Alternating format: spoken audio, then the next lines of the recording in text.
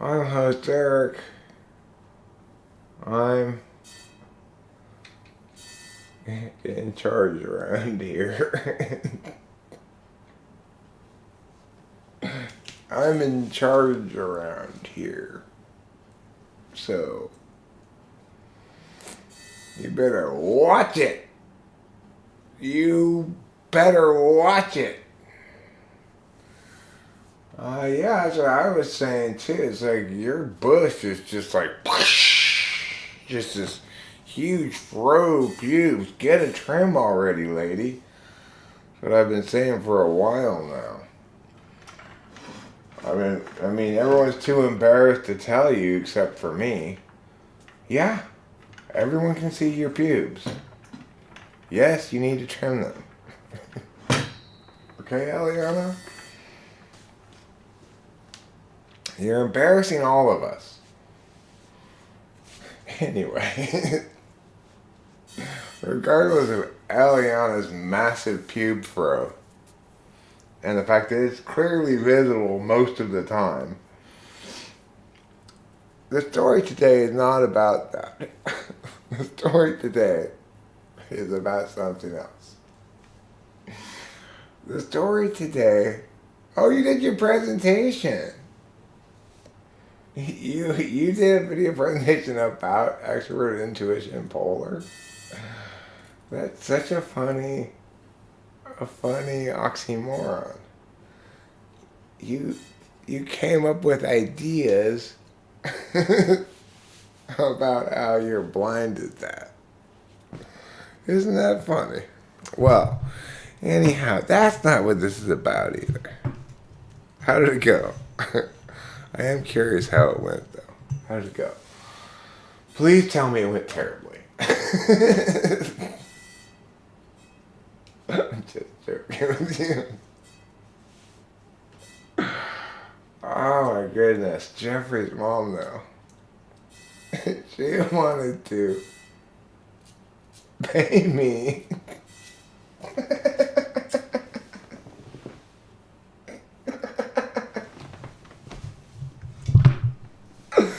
to help Jeffrey figure out how to draw a picture in class on Monday. And I'm like, well, first of all, I'm not a good drawer. Why would you ask me to help him with this? Second of all, what do you gotta draw a picture of?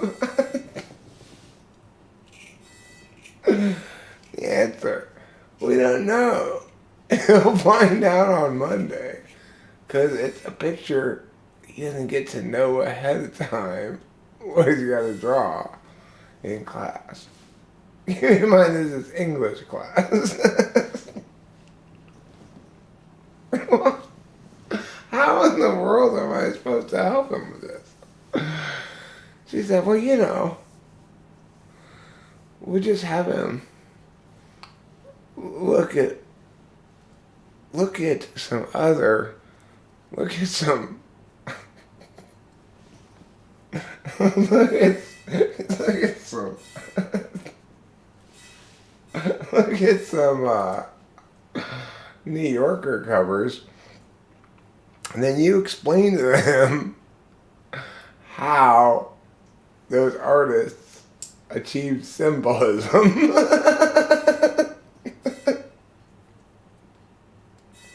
Like, what?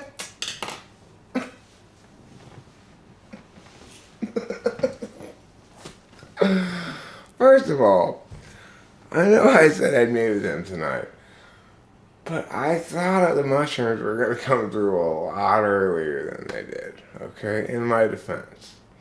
I really thought I'd get those mushrooms by like noon. I didn't get them until like 5 o'clock. Or more, even maybe more like 5:15. So when it was time to work with Jeffrey at 7, Well, I just found this whole thing just too hilarious, I guess. Like, why would you... First of all, why is this an assignment in your class, in your English class? Well, it's just to help us get our grades up, I think. Well, why then doesn't she let you choose what you draw? Because, for as I told him, for example, let's say I'm really good at drawing bunny rabbits, right? Now, if you let me pick what I draw, then you get to see a really good bunny rabbit. But if I wait till find out from you in class what I gotta draw, it might be bunny rabbits, but it's probably something else. And then my drawing's gonna be shitty, and that's not gonna help my grade at all. So, if she really wanted to help your grade, she should let you pick what you're gonna draw.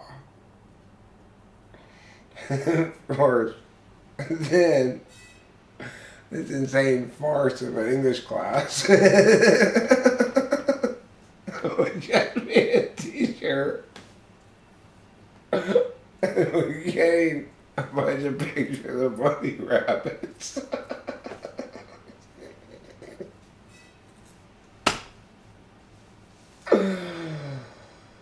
Oh. Anyway, well, how did it go, Eliana? Now that's an any polar response to my question. It's just dead silence. That's any polar right there. I did my video presentation on any polar. Oh yeah, how did it go? Just... Did you just shrug? Is that what happened? I asked my question, you shrugged and figured I could see it.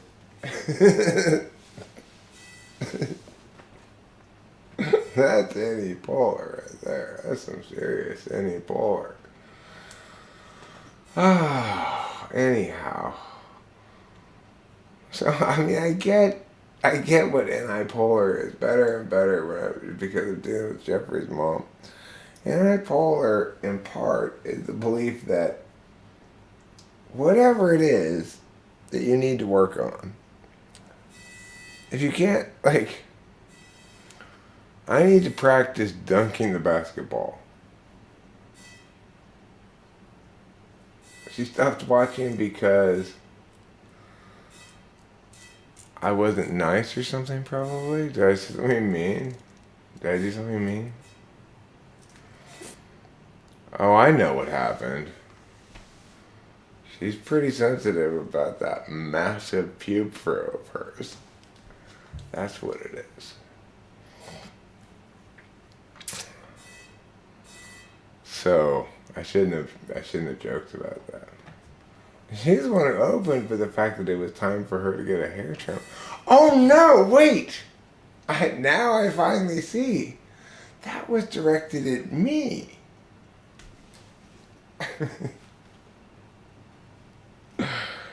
Oh, well. I mean, but why would she stop? She said so I did my video presentation on Annie Polar. The first thing I said after she put that was, how did it go? Why would she leave that fast? Like, maybe it wasn't the first thing I said. Maybe it was the second or third thing I said. But I am curious how it went. I guess it went really badly. Must have gone terribly. Any polar is not expecting somebody to ask how it went when you tell them you did something. Anyway, as you probably can tell, I am on mushrooms. Yeah, and then, oh, I am mad. I am mad at that CVS. Those scoundrels. It's like, I'm trying to explain to Jennifer's mom about why it makes no sense to get me to try to teach him how to make a picture like that. So it's like saying, well, I'm hungry. Well, you can't eat right now. But how about you go to cooking class? That's like eating. Oh, well, I mean, I guess that's a very FI polar thing to do, right? I don't care if you make jokes about FI polar, so I assume people aren't going to care if I make jokes about their polar. But, why would I care to make jokes about FI polar? The problem with FI polar people is that they're mean.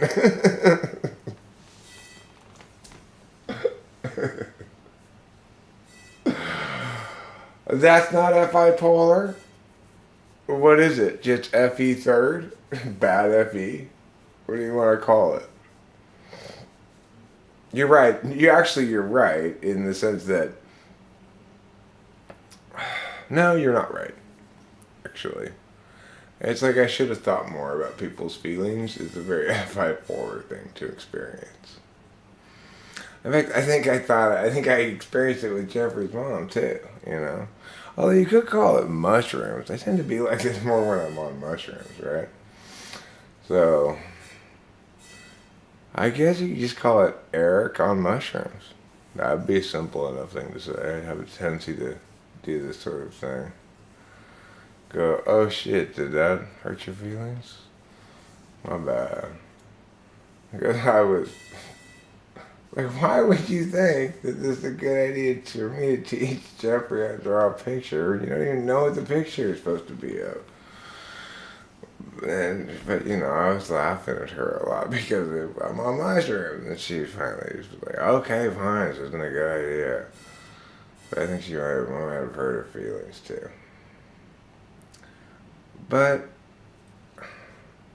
this is the problem with you when you don't accept my answers, right? It's like, I told her this makes no sense. Then she insists we try to do it. And then when we try to do it, it becomes it's impossible to do because it makes no sense what we're trying to do, She never takes no for an answer. It's like she's a friend. I like her and everything, so I try to... Alright, yeah, I'll talk to Jeffrey about it. And then when it comes to actually... She always, doesn't tell me everything about the assignment, And when I actually get there, I'm like, wait a second, this is the thing I was helping with? Oh... I'm supposed to work with Chloe tomorrow, too. I was like, oh, I don't want to do it. Chloe doesn't want to do it. Neither of us really think it's very much worth anything. But we do it just to make her mom happy. We both do it for the same reason. Just to make... You've gotten a lot of compliments about your couch?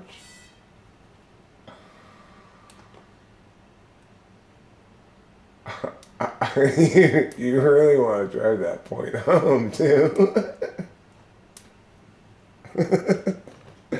I do love your couch.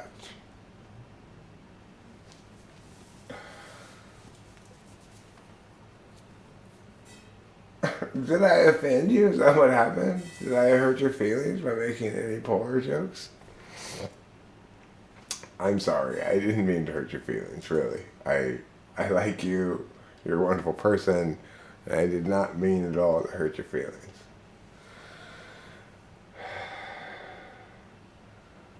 But,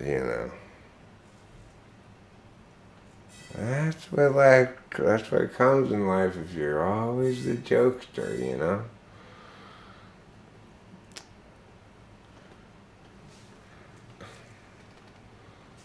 Oh, right, CVS. Speaking of things that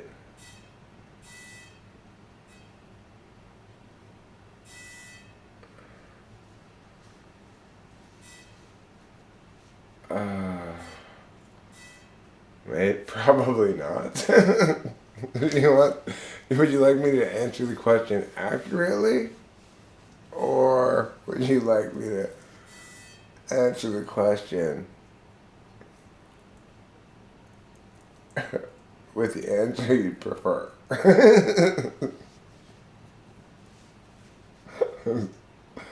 I hate watching YouTube. I don't like. Also, I don't like doing things that I said I was going to do. So, it's a double whammy. You know how that goes. I try not to say I'm going to do things. Like, look, even when I'm not doing anything, I still hurt someone's feelings. And I'm just sitting here saying nonsense. So, it's better I don't do things, really. Doing things. I'm like that character on Blue Lock. Has anybody here seen Blue Lock? It's phenomenal. It's such a good soccer cartoon. I just tell you, it's by far the best soccer cartoon I've ever watched. By far, okay? I didn't even think about your feelings. I'm not worried about your feelings. I was worried about Eliana's feelings. I hurt Eliana's feelings. I'm on mushrooms, so it's going fantastic. My life, my night is going A++ greatly better. That's how my night's going. It's a bad time to ask me serious questions, though.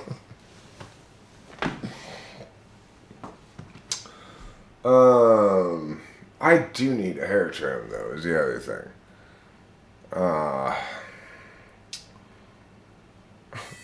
Was it about the pubes? Is that why I hurt your feelings? Because you've been, every morning, you get up and you get one of those Afro pick combs. And you comb it out like a salad.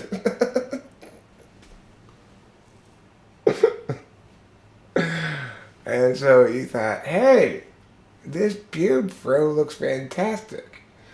And then I told you it didn't look good? Is that what hurt your feelings? Then in that case, I understand completely. I thought it was a mistake. It was actually on purpose. That makes perfectly good sense why you have a hurt feelings over that. They're telling me like,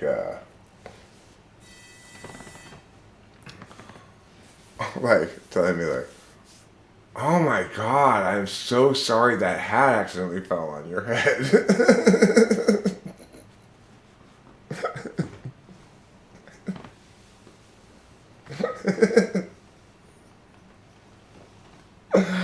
Wow, you really don't like my hat. Is what I would say to that, you know. Hey, you talk about current events. How about that? How about you talk about current events, Broccoli Todd? Why are you always telling me what to talk about? Why don't you talk about them? What? Because I'm the YouTuber? I thought you were the YouTuber. Did I get this backwards? Dear Broccoli Todd, did you not get the letter I sent you via snail mail? It's Dear Broccoli Todd, please talk about current events. Love, Eric. You didn't get it? Or you didn't read it? Or you just don't open mail right away? Maybe.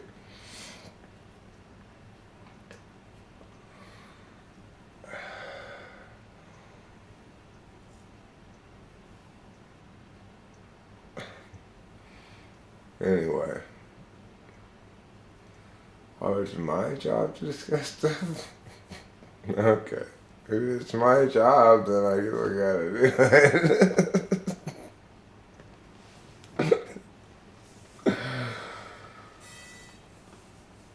Anyway. That would be a great way to insult someone's hat, though, right? To say, oh my god, I'm so sorry that ugly hat accidentally fell on top of your head.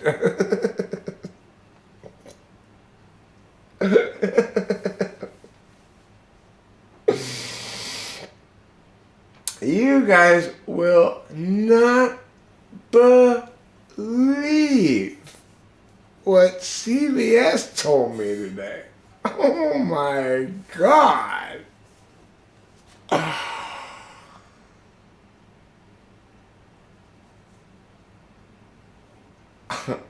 I had to stop because I'm so stunned that this is what they said to me. They said, this is a problem between you and your doctor.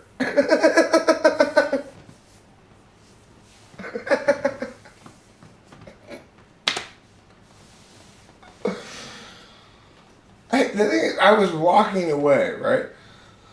Like I already went down there and told him my shit, and then I was leaving the store, and then I heard, Eric Strauss, please come to the consultation part of the pharmacy.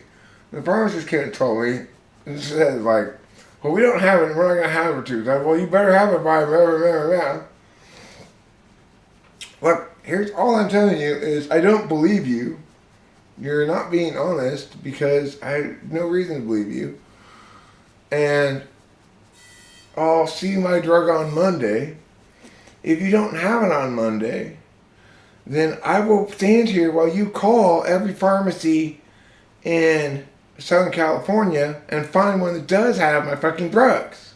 I didn't curse though, you know. And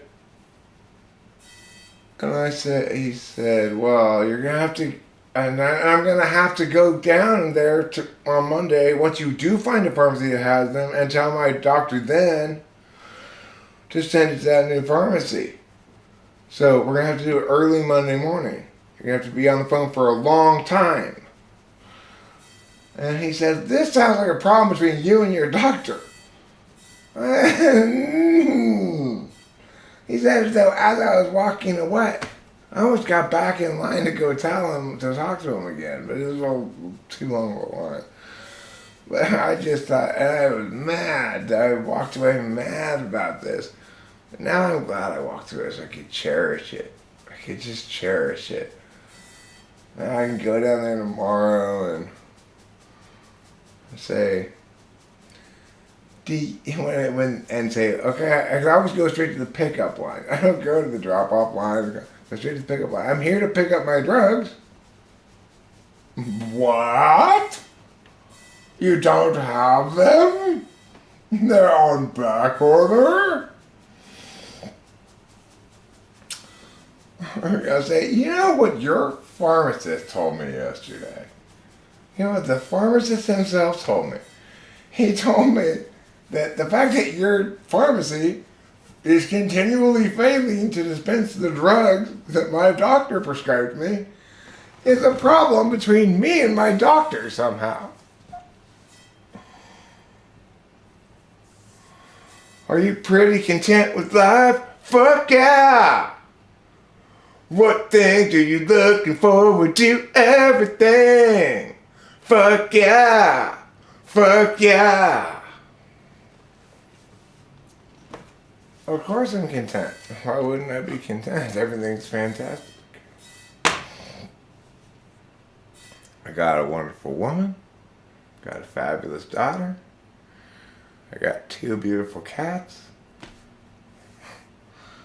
I don't have to scrounge coins to buy a bugler like I did like 6 months ago. So everything's fantastic. You know, what more do you need? I got internet. I got a woman. Got a kid. And 2 cats. And cigarettes. What more do you need in life? And mushrooms, of course.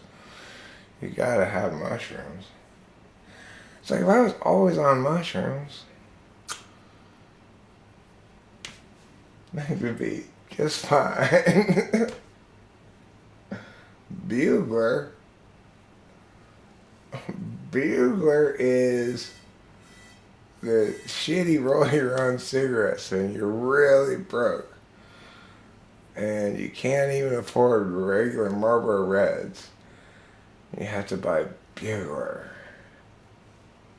And you don't even have any dollars. You have to scrounge for change. This was me like 6 months ago. Scrounging for change in the car to get Buglers. Sucks. Oh my god, you know you're like hating it then. You're like, fuck, I shouldn't have wasted that money on that stupid shit earlier in the month. Oh. Now I have to buy Bugler. I'm forgetting about the God. God, thank you. And Jesus, my aunt would be upset if I just pray to God without including the Jesus.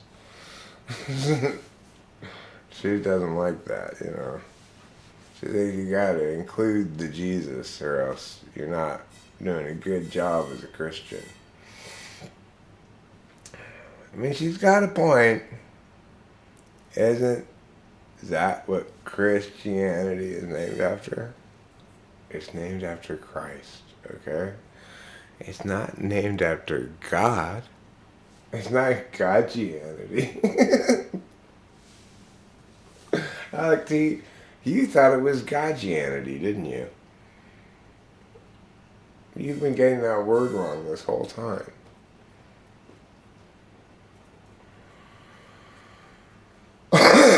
Oh, I don't drink at all, though, for the baby.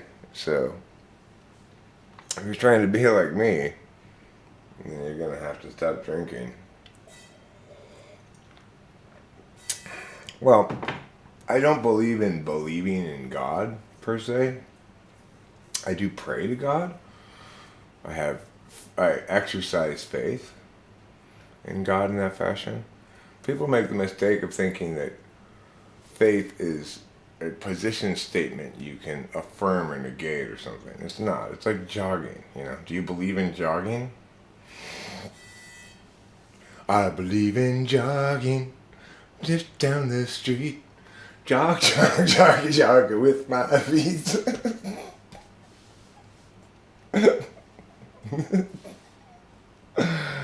Alright. Jog backwards. I'll just get further away from where I'm going.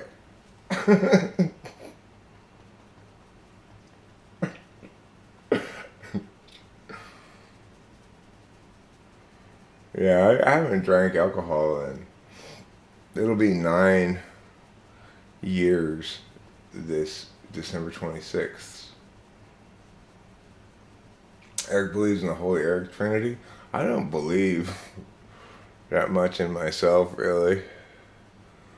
People think I have a lot of faith in myself or something, or a lot of... Because I'm exceedingly confident that you're wrong and will tell you very clearly why you're wrong. That doesn't mean I'm confident in my own ability to do things, for example.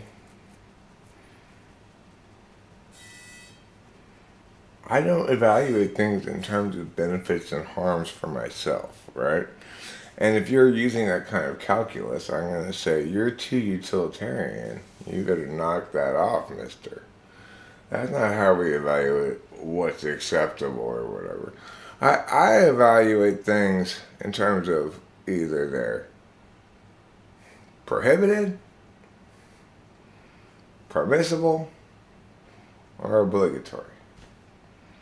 I hate obligatory things. I won't do impermissible shit. And permissible's fine for other people. I'm not really that into doing shit that I don't want to do.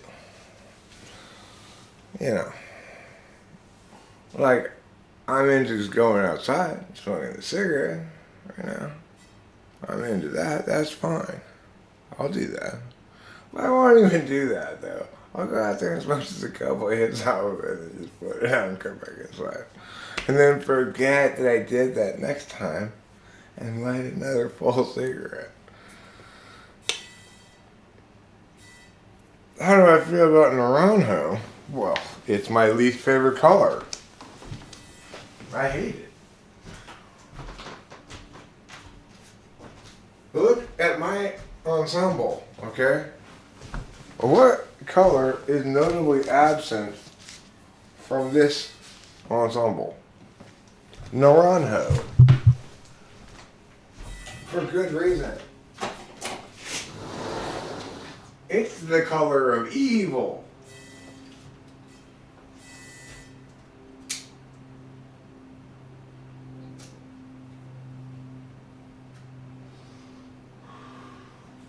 I actually think Naranjo is rather a genius, to be honest about the question.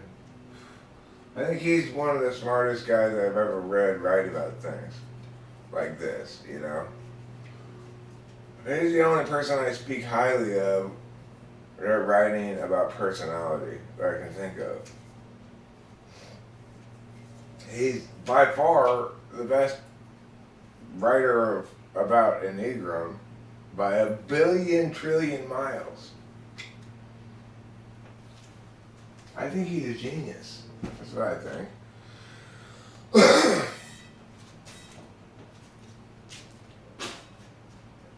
But that's just goes to show that geniuses can be wrong, right?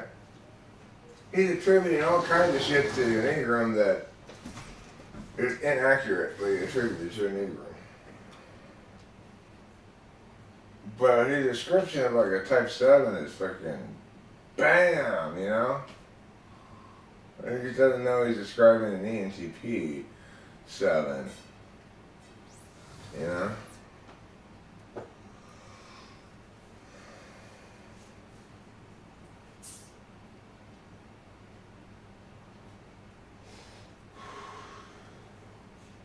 I didn't get that not all the shit he's describing isn't attributed to 7, this is attributed to functions, you know? But he sure does an excellent job of writing about it. His prose is great. I don't know, is it translated from Mexican or what? It sounds like a Mexican name. They might have written it originally in Spanish. But the thing I read wasn't in Spanish though, so whoever wrote that was great.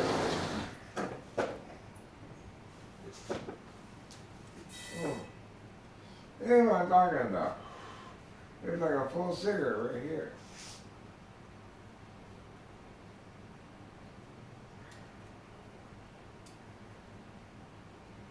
I shouldn't have lit that new cigarette. I should have just finished that one I started last time. Now I've got 2 partially smoked cigarettes up there. I think we can all see the problem. Sometimes I got like 4 or 5 of them out there. I go, again.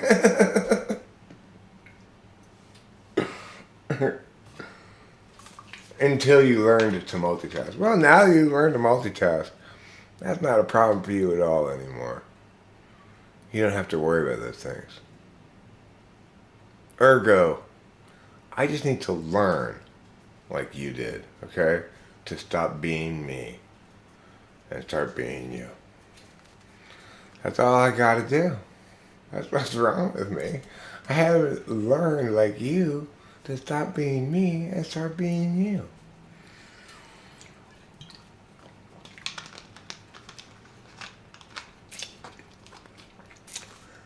Any life advice for a possible ENTP? Don't do it. Don't bother. If you think it's a good idea, oh boy, you've been watching too much Eric.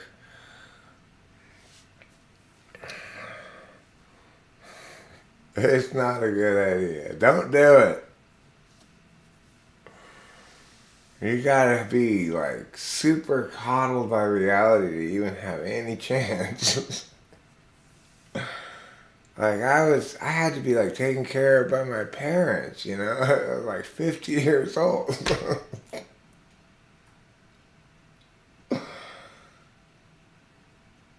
Don't bother with life advice. My life advice is whatever you do in life, try not to be a dick. It'll be hard sometimes, a lot of times. Most of the time it's gonna be hard, but it's really just my own advice to me, actually. Don't be a dick, Eric. Stop. You're always such a dick. Why are you such a dick? Well, it's because people don't give me my Adderall when I want it. Then they make me be a dick. Burning bridge with people and shit? Yeah, well, don't do that. That's my advice. Don't burn bridges. Don't do too many things. Look, all my problems happen when I do things. As long as things are all just hypothetical, and they don't cause, and even the bad parts are hypothetical too, that way, you know?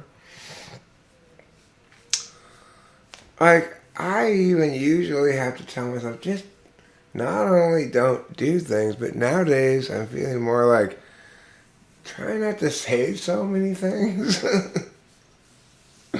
Because, you know, it's like I'm not accomplishing any good outcomes of the things I say. All the measurable outcomes are bad. Someone's going to be offended, and someone's going to get their feelings hurt, or somebody's going to, or I'm just going to say something dumb, you know, and be embarrassed. That's the other thing that could happen. But I just keep talking anyway. You know. Even trying to convince everyone Kanye's ENFJ. Why would you be concerned about what other people think Kanye West's personality type is?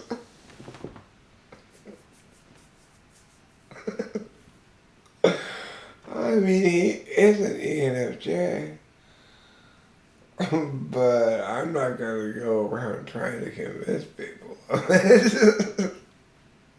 It's a losing battle right from the outset. Because after all, both you and the person you're trying to convince have never met Kanye West, let alone typed him. I mean, unless you have met. Maybe you have. Why am I assuming that? Maybe you actually have typed Kanye West. Have you typed Kanye West? I've never typed him. I think he's an ENFJ, but he could surprise me. You never know. If only he would hire me to type him so I could say, I'm sorry, I'm on hiatus right now.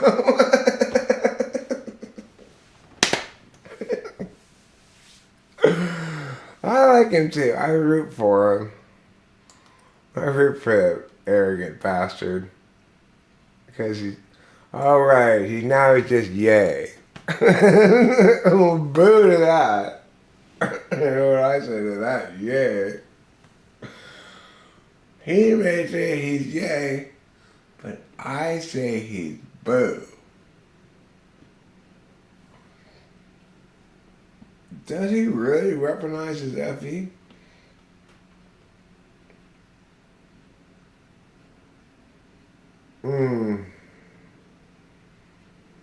You got a good point there. Where's my light bulb? Leave it to the INFJ to actually... I didn't even see who it was who made the point before I read the point, and I was convinced by it. And let's see who said that actually. INFJ says it, I'll leave it to an INFJ to convince me I'm wrong.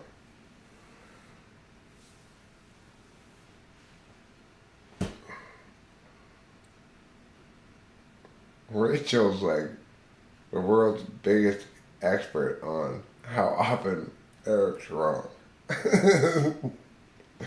Cause she corrects me a lot,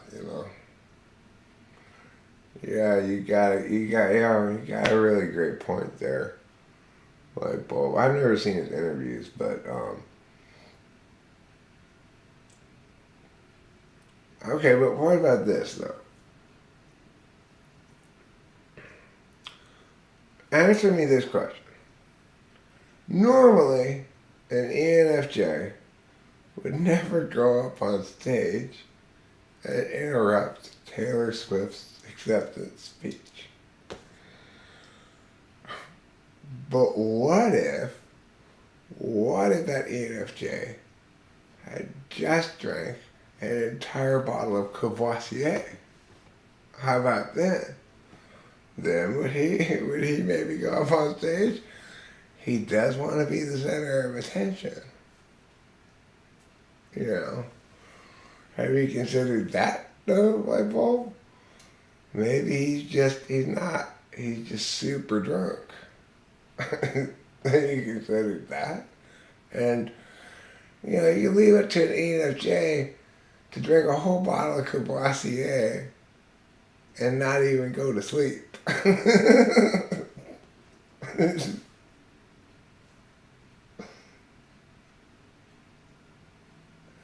Kind of need for people to believe him. Okay, well, maybe he is super drunk all the time.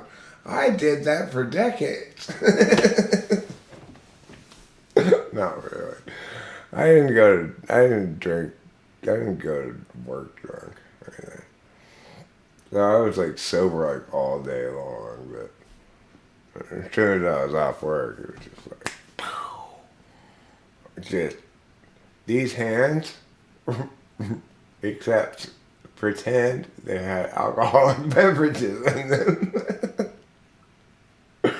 No, I just drank from the moment I got off work until I passed out. And then I wake up the next morning and I'd be like, oh, fuck. Please tell me I didn't call anybody last night.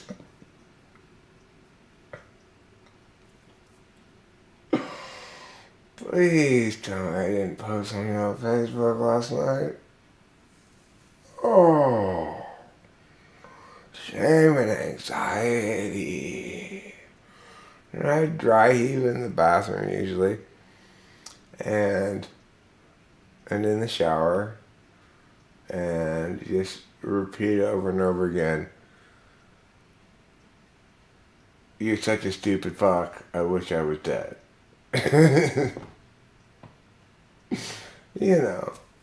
Normal stuff that one does in the bath in the morning. To say that out loud, but wait until the shower is going, because otherwise my family would hear me.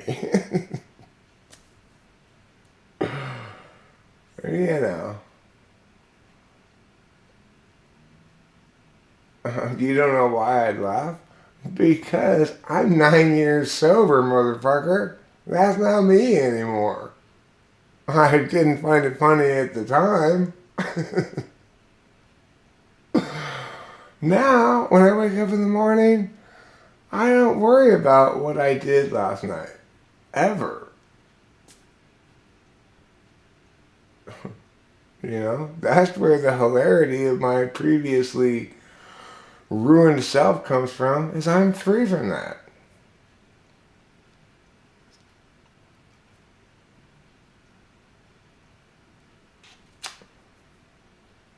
Of course I'm still on mushrooms. I just took them at I think it was I think it was about 5:15. Right. So it's only been 3 hours. It's 5.5 hours is how long a mushroom trip lasts. Okay.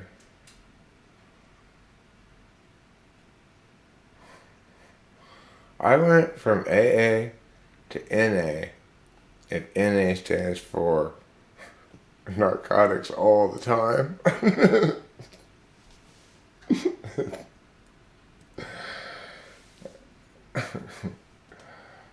I actually don't take any narcotics. That's a funny name, right? It's like Narcotics Anonymous for all drugs.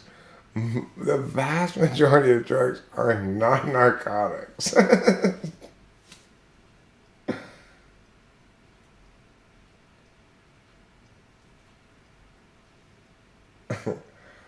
Oh, geez, so what do you want me to do? I mean, I do have past pains, right? Like when my dog died or stuff that I wouldn't laugh about. But when I'm laughing about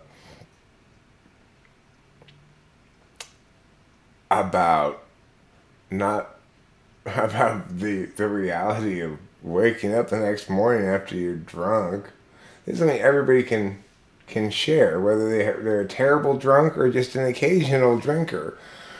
That feeling of like, oh God, what did I do last night is universal with alcohol.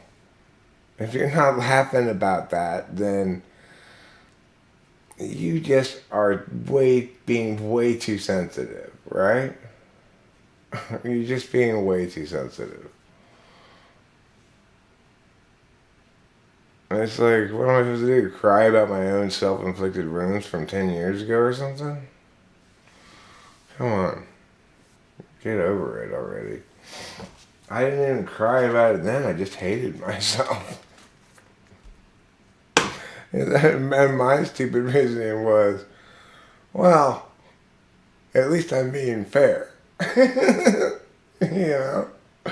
This is terrible for my family, so the least I can do is hate myself and wish I were dead every day. That's called fairness.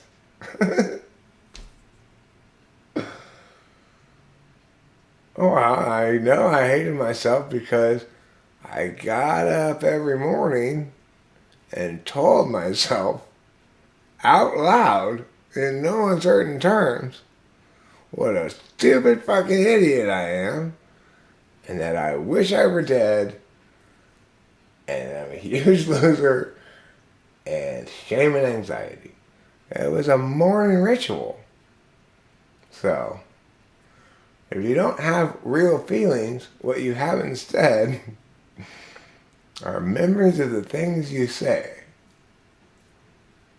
That's better. That's evidence. I'm not vulnerable right now. I was vulnerable before, Jeff. When you were attacking, I was vulnerable. Now that I'm not vulnerable anymore, you're attacking me again by claiming that I am.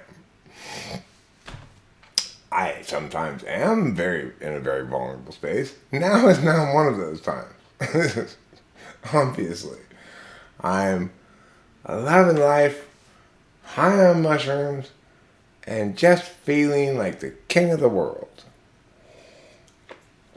Thank you, God. Thank you, Dad. Thank you, Mom, for positioning me such. But, yeah. Right now is a wonderful moment. I think of another wonderful moment that was kind of like this moment. Although that moment was better than this moment. It was July 4th. I was on mushrooms. And Rachel and I were going to the Whippet store. And that's when I had my hilarious idea of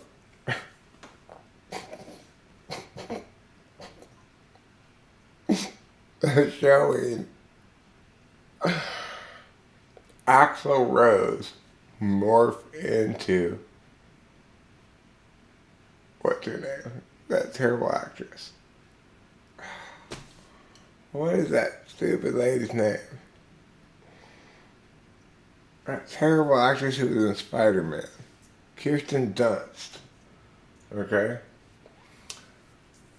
So, here's Axl Rose morphing in to Kristen or Kirsten Dunst, whatever her name is. I'm prepared to gather fun. All you need is just a little.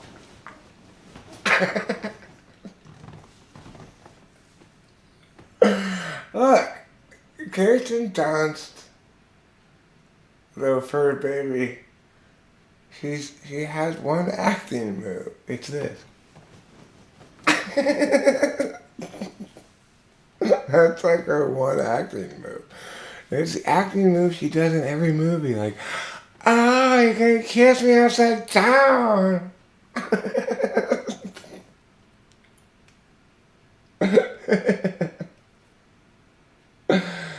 Okay, well, look, yeah, she was great as Spider-Man's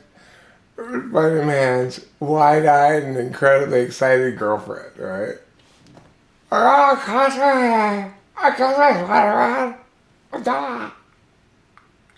I can't die! Ah!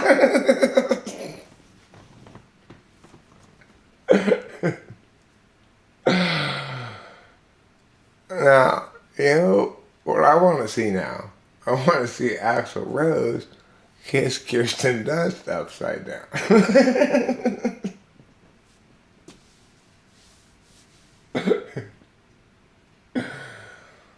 Oh, I'd like to get to know her. I would like to see if she thinks my jokes about her are funny. So, oh, Kirsten Dunst! Oh my God, you're here!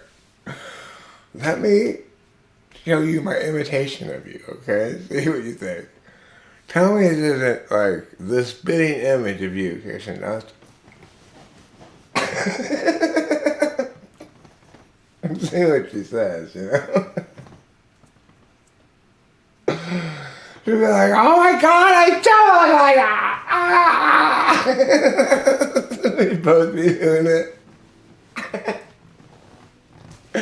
And we'd both be like, cuss me, Spider-Man, cuss me!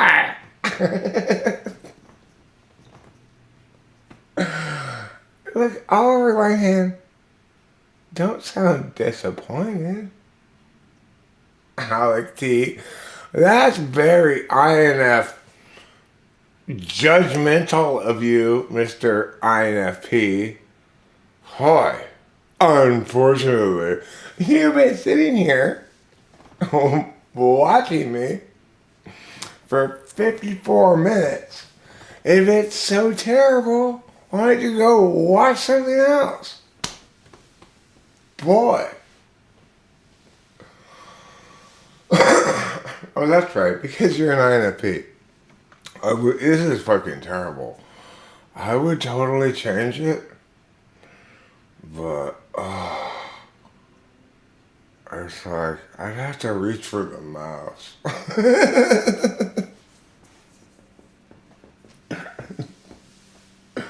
Oh, it's psychology. I see. You're analyzing me.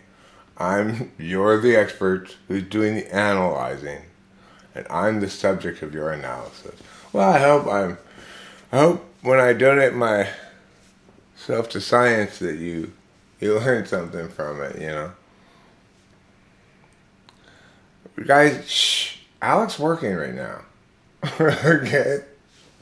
He's analyzing me.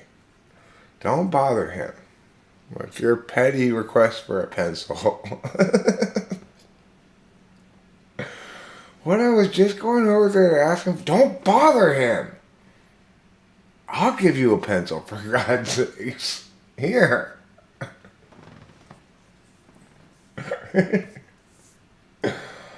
Yeah, if I say, stop annoying me. God, stop having feelings. other than happy or laughing. That's the problem here. Is people have feelings other than happy or laughing, and they're all like, "Yeah, look at me! I'm like a sad Kirsten Dunst." Me.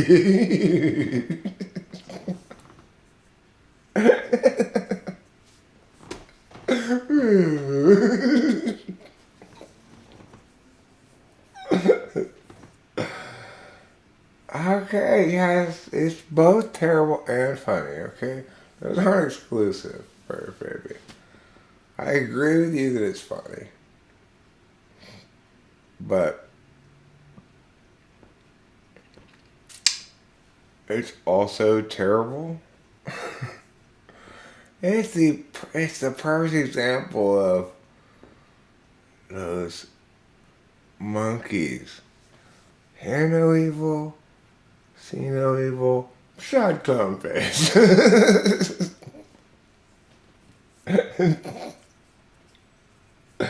I mean, it's terrible when you have bad feelings. Like, believe me, let me tell you something. When your father tells you, I'm taking you off of the trust, and then kills himself with a gun in the backyard, you feel pretty bad. You're like, wow.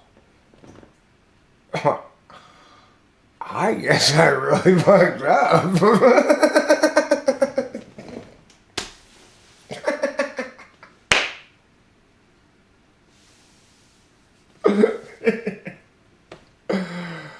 I'm done processing that shit, Jeff Shaw. I was processing a lot.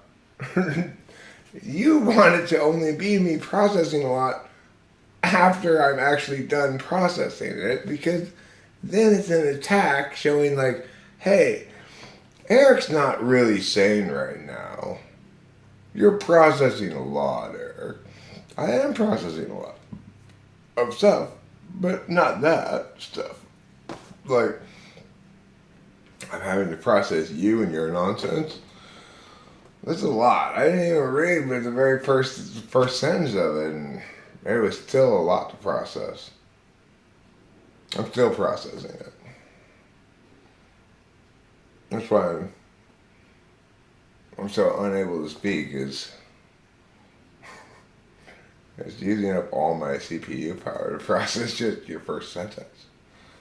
So, I mean, I am processing a lot most of the time. But right now, I'm just processing one sentence. So I guess I'm just processing a little bit right now. And it's taking me a long time. What does that sentence mean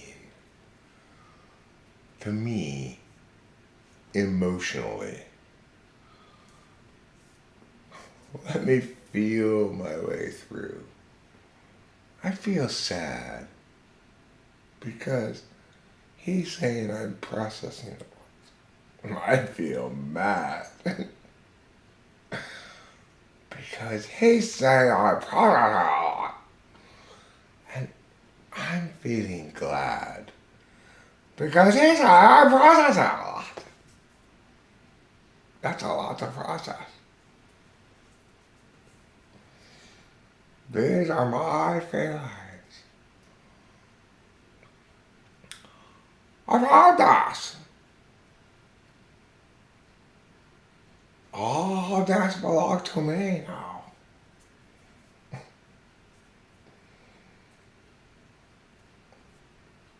We all think. Who are you talking to, Tiffany? I don't know.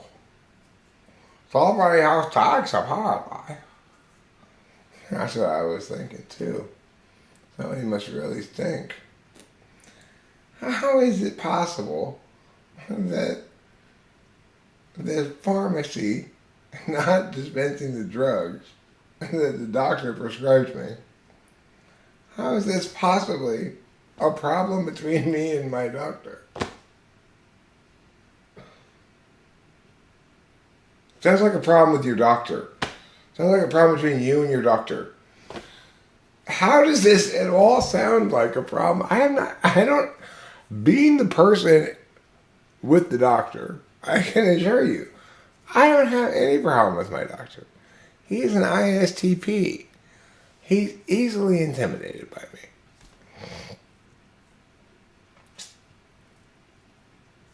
And apparently, you are too, or you wouldn't have said that stupid thing. I assume you're just being intimidated, and that's why you'd say such a stupid thing. I wasn't going to assume it earlier, but now I'm on mushrooms, so fuck it, I'll let it go. For now, until I'm not on mushrooms. Then I won't let it go anymore. Then I'll go down there and beat you over the head with your stupid ass thing you said to me. Just give me my drugs. Why are you still fighting with me? Oh, maybe they really don't have any, Eric. You don't know what big liars these CVS people are. They're big liars. They might not have it, but we have no reason to believe they don't have it just because they say they don't have it. This is the problem with lying, right? It's like, okay, well, so this time you really don't have it. So now you get that scared look in your eye because, but shit, we actually can't fix it this time. Then don't fucking lie to me last time. Unlie to me from last time. Then. Yeah. National shortage. Listen, if you want to tell me you got a national shortage, that's fine. You're genuinely not getting any from your manufacturers, that's fine. All you need to do is give me a list of all the manufacturers you've contacted so that I can solve your problem for you. Otherwise, why are you telling me about it, right? Why are you telling me about your problem?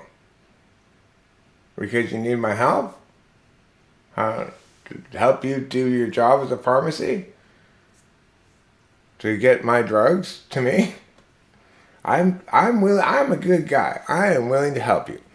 So let's start going and doing an audit here of your processes. And then, fortunately, you'll have a competent individual on the job. How about that? You see what they do? See what they bring upon themselves by lying to me? They bring this on themselves. ISTPs are very smart. They're also very intimidated by me. But that had nothing to do with them not being smart. It has to just do with typology. They're intimidated by me in the same way that I'm intimidated by INFPs. But it pretty much has to be in person, right? Like, I'm not intimidated by Alex's fussiness unless we were actually in the same room together. And then I'd be like, oh, fuck, I fucked up. Oh, shit, let me just go sit in the corner for a while now. Keep my fucking stupid mouth shut. I can't believe I'm learning this by now. Oh, my God. That's what I would be doing if we were in the same room. But not if he's just typing his fussiness into the chat. That's not going to intimidate me, obviously. Especially now when it's so wrong, too. It's like, he's scolding me for laughing at myself from when I was a drunk. I mean, that's just silly. I'm not laughing at other people's suffering, right? I'm laughing at what an idiot I was. As I laugh at still all the time at what an idiot I am. If I can't laugh at that, then you're the wrong person to make captain of the laughter police. Right? I should never have made you captain of the laughter police.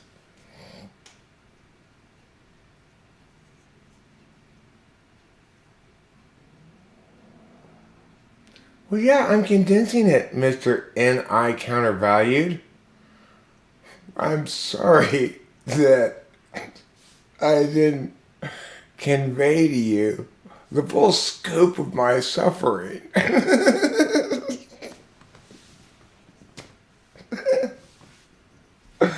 I'm I'm minimizing it. I'm minimizing just how shitty my suffering was by laughing at my own stupid ways, right? No, those things can coexist side by side. They necessarily have to because you can only address them one at a time. So, I mean, I'm not minimizing how shitty it was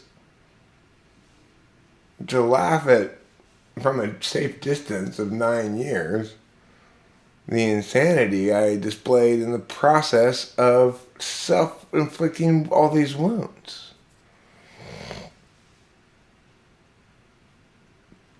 After all,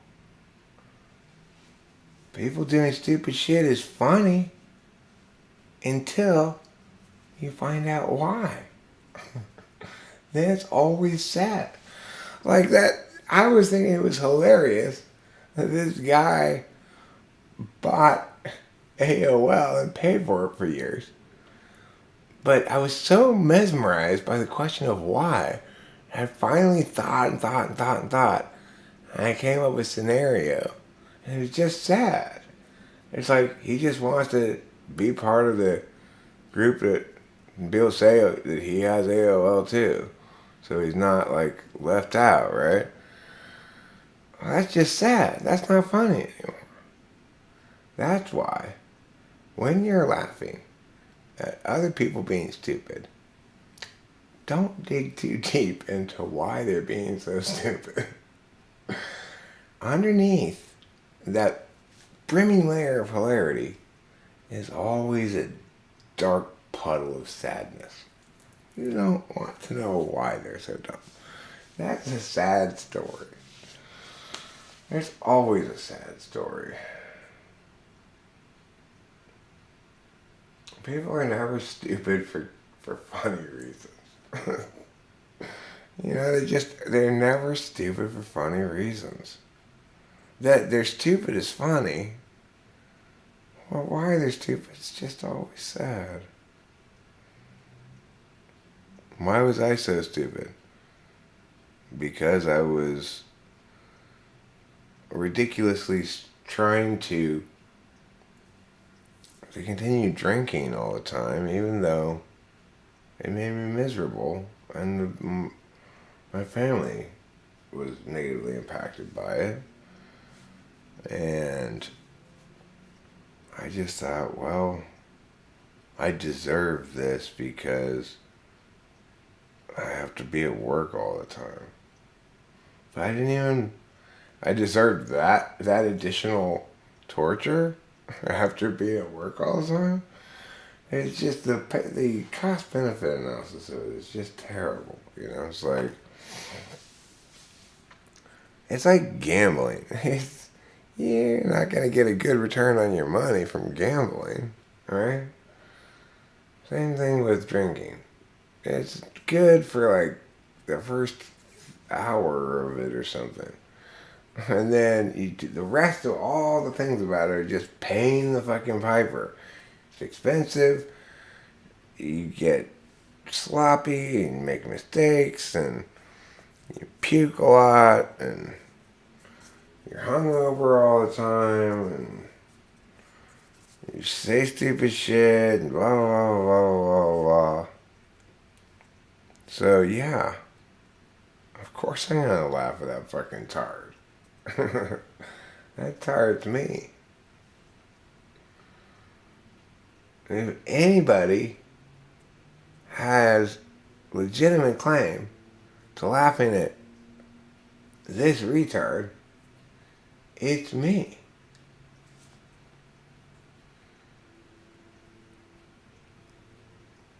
It's like you could scold maybe somebody else for laughing at my retardation.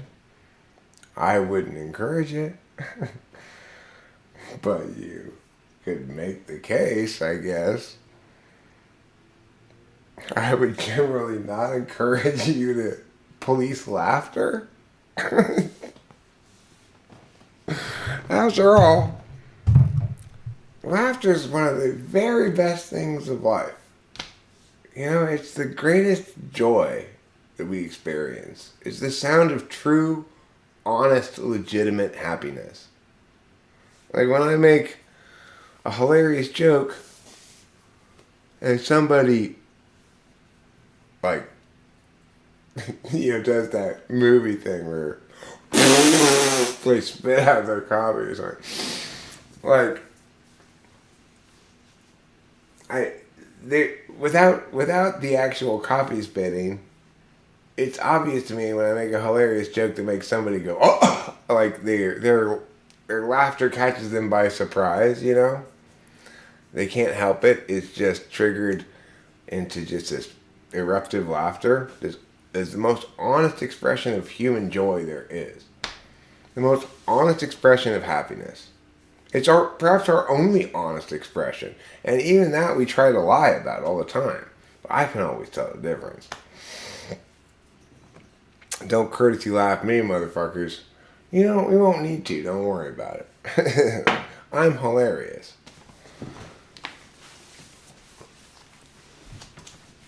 Only fussy pants McFussytons could possibly not think I'm hilarious.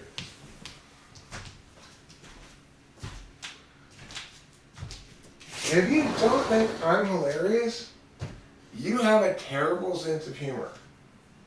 I'm not always hilarious. Like, I'm not being hilarious right now.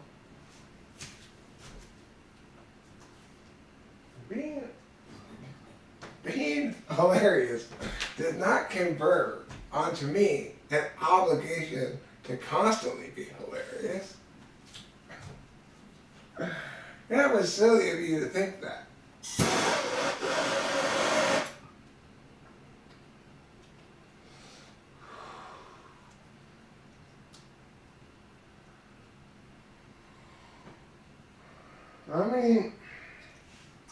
I'm not sure about much positive things about myself, right?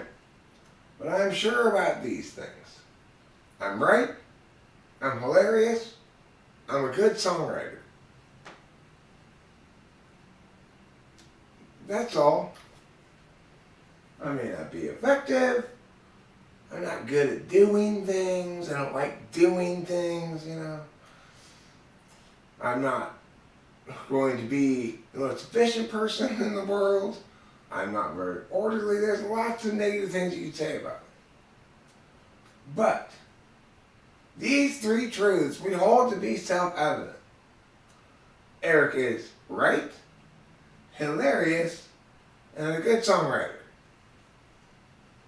So just, if you think otherwise, just go fuck yourself extra hard today.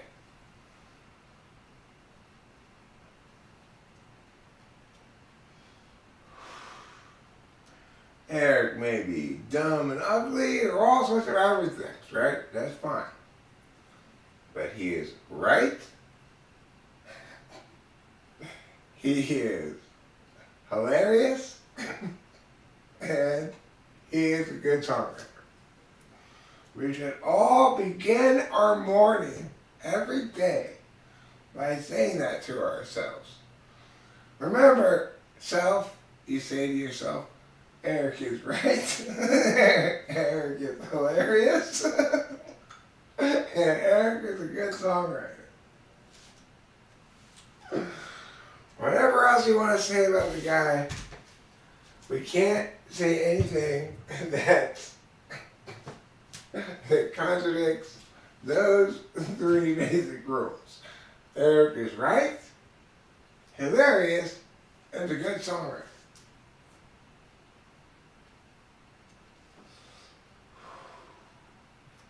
So, for example, unacceptable sentence would be, Eric's not funny.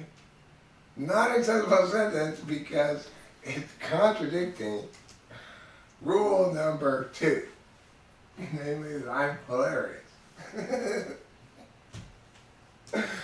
Let's give another example, unacceptable sentence. Eric is wrong. No. That violates rule number 1. Eric is right. Now let's give you the third possible way you can make a wrong sentence. Unacceptable sentence. You could say, Eric is a bad songwriter. No. You could successfully say, Eric's written a lot of bad songs. I have written a lot of bad songs. More bad songs than you will ever remember and know. You're not going to know any of my bad songs, because who wants to listen to bad songs? Nobody. Except ESTJs. ESTJs apparently love terrible songs. But you know what's funny? Even they don't sing them to themselves. I got my dad singing one time Babylon Sisters in the kitchen. Oh, why don't you sing some of that stupid free jazz you listen to yourself?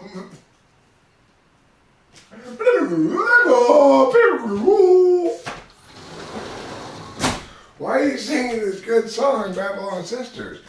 Go ahead. Sing some of that horrible, complicated jazz you like.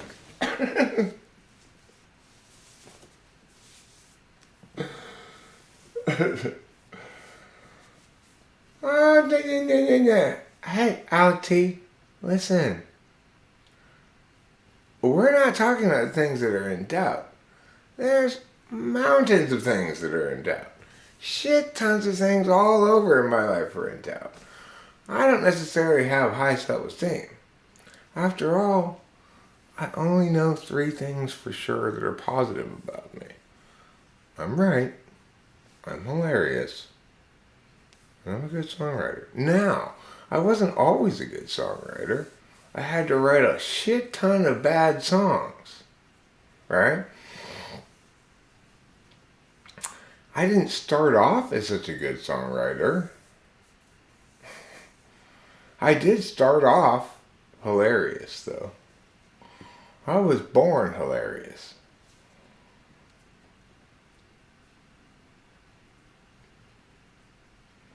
My mom laughed her ass off so much when I was... My dad didn't get my jokes, but that's fine. He was an ESTJ. He laughed at dumbass shit, so he didn't have any good jokes. His jokes were always terrible. I'm sorry. Oh, I am a good songwriter. Are you thinking I'm not a good songwriter? I mean, like I said, I've written hundreds of bad songs. Okay? So, I am extremely good now at telling what's a good song and what's a bad song, because I've made every possible artistic mistake you can make. I've made them all. That's how you become a good songwriter. If you're NI ignoring, right? You gotta fuck up for decades.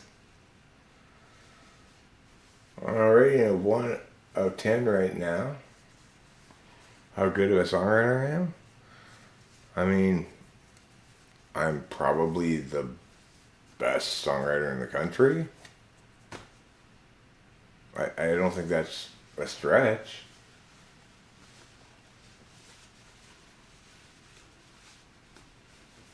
I mean, you might say like somebody like Danny Elfman, who's working professionally as like a score person, would be a better songwriter.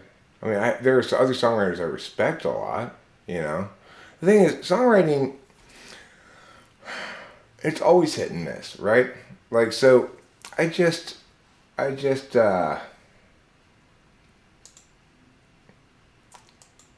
got this song here that is pretty good, right? But it's not transcendent.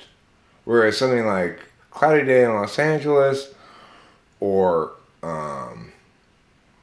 satchel of helpful goods, those are transcendent things. Those have identities that are totally distinct and independent of me, right? Like, and nothing to do with me. When you're a good songwriter and you actually pull it off, it has nothing to do with you anymore. And you still won't pull it off. You can't pull it off on demand or something like that, you know? Let me make sure you don't get echo here.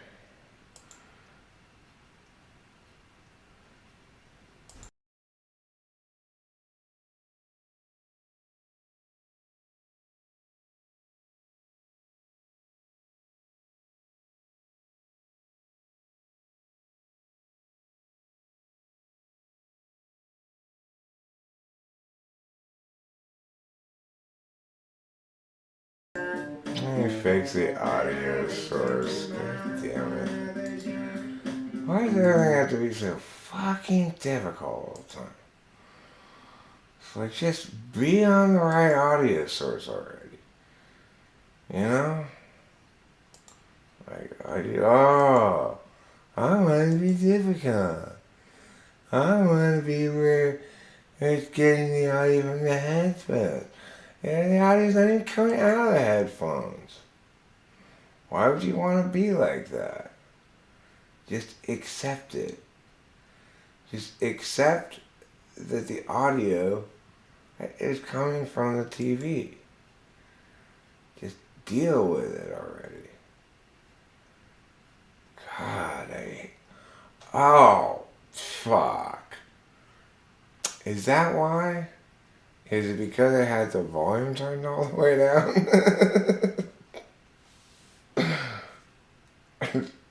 You gotta laugh at what an idiot I am. Otherwise, what are you gonna do?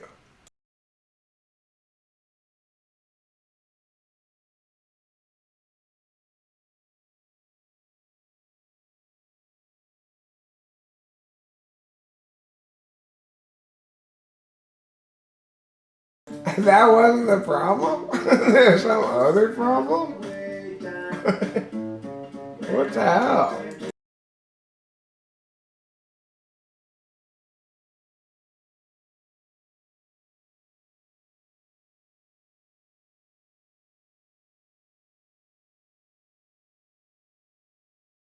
God, I do not know what I'm doing right now.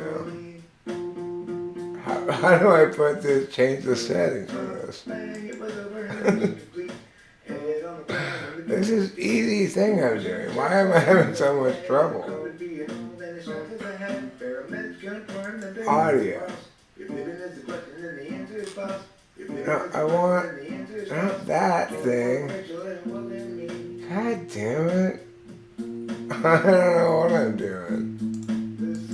I don't know how to put that there. All of a sudden. I should know how to do that.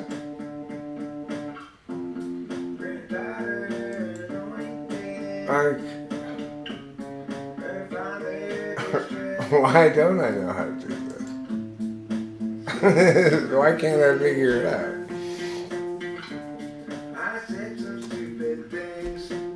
How do I change the... How can I not know how to do this? I've done this a million times before. Properties? Head on the ground in the gutter. Where do you source that? What's your fucking source? Desktop audio? Oh, for fuck's sake. God, could you be any more annoying? What's your source, though? Oh, you fucking piece of shit. Why are you being like this? Why are you being so terrible? Oh, it's just me again. This is the problem.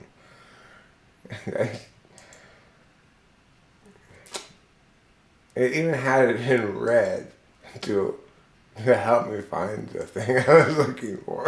It was in red, like, this thing, dumbass. Oh my god. It was in red.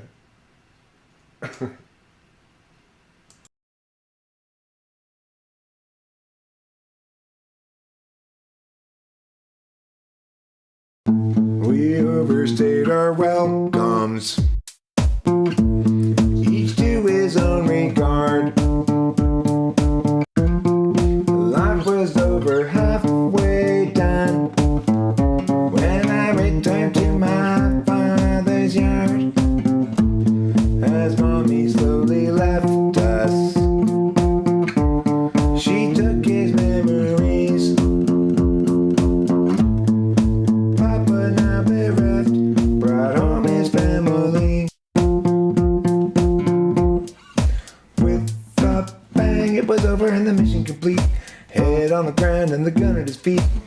Push on his chest, but he's already dead of COVID being old and a shot to the head. Paramedics confirm that there isn't a pulse. If living is the question, then the answer is false. If living is the question, then the answer is false. The killer wasn't Rachel and it wasn't me. The son had disappointed. His woman a mess. Granddaughter anointed. Her father distressed. Singing's not revision. Well, you're wrong, Frida baby. I said some stupid things. This is not my best song, and certainly it's not a very good production. Like that's just me. It's just a recording of me singing and playing it live, right? With one mic and the drums underneath it. Because what I'm trying to discuss here specifically is being a songwriter, not being a music producer. You'll note among the three things I said was not I'm a good music producer. Not a good singer, not necessarily a good guitar player. I'm a good songwriter. And the reason I played that song there was to show you what a song that's not quite all the way there sounds like. Okay, so you are incorrect that as a composition that's dog shit. I have plenty of dog shit competitions to compare it against, right? So I've got so many dog shit compositions of all different varieties that I can assure you in no uncertain terms that's a good song, even a very good song, but not one of my best songs. And probably not a song that, because what I'm telling you and what specifically I'm talking about are things that have to do with me, right? I'm saying I'm right, I'm hilarious, and I'm a good songwriter.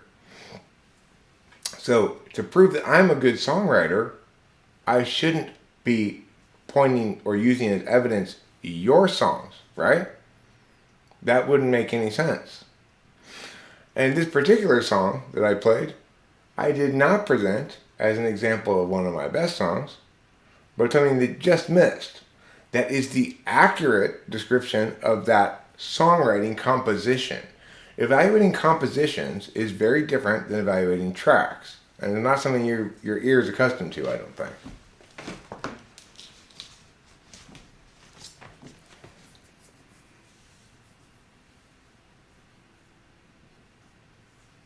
No, it's a very good composition, but not a great one. Compared to most songs you hear, it's probably better, but it's not.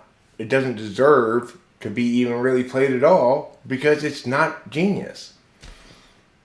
Like the problem I have is I only listen to the best music in the world. So the farthest the best I could ever do is still not be as good as the Beatles, right?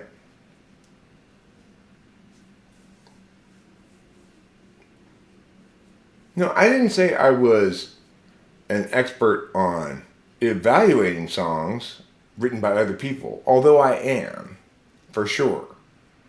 But regardless, you won't be able to tell anything about my quality as a songwriter and an evaluator of songs based on what I tell you about somebody else's. You'll just agree or disagree with me.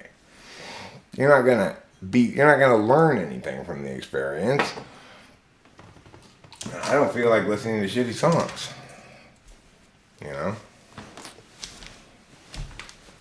You're trying to evaluate whether I'm right or not about my describing myself. Well, that's fine. I get that you want to evaluate whether I'm right or not about describing myself, but I don't want to help you.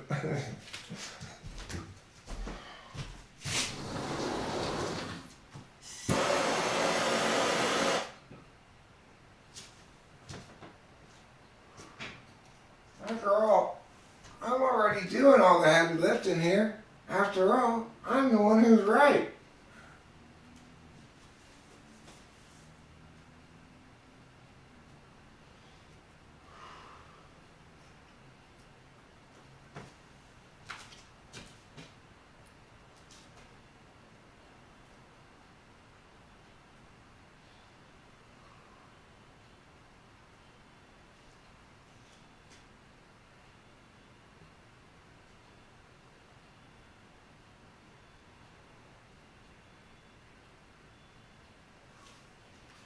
Well, okay. I'm gonna be honest. I'm not really doing any heavy lifting. I hate heavy lifting.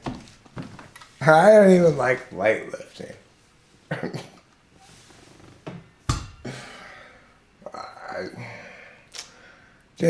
I don't even like ultra light lifting, so let's just cross lifting off of the schedule.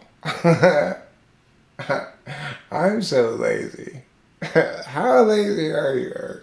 I'm so lazy. That I keep procrastinating on writing a letter that I need to write to the broker in order to get money. And it's like, I'm so lazy, I won't write a letter to get $50,000.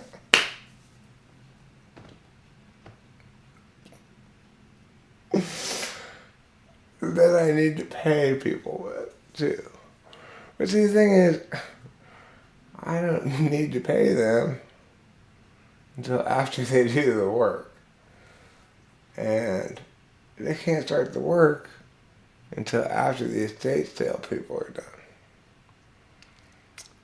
And that's why I'm going out of town for a week. So I'm so lazy, I'm thinking, I could just stop by his office and hand him the letter on the way up there.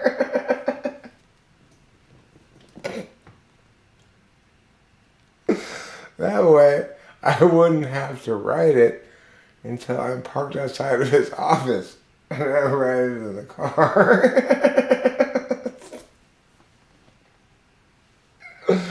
That's how lazy I am. I'm very, very, very, very lazy. I'm the laziest person anybody's ever met. That's how lazy I am. I'm so lazy, as I mentioned the other day, when my feet were cold. Instead of going in the other room to get socks, there were some hats around here, like this kind of hat. I just put them on my feet instead, even though I knew that meant I wasn't going to be able to get up and walk around. It was just a price I was going to have to pay. I thought, well, what are you going to do when you have to go outside and smoke a cigarette? Oh, I just have to take off these hats and put my flip-flops back on. But then my feet will be cold again. Oh. Well, I still don't want to walk in there and get socks. that's just out of the question. There's no way I'm doing that. If I wanted socks on my feet, I should have remembered to put them on when I got up out of the bed. That was my last chance. That was my absolute last chance to have socks on.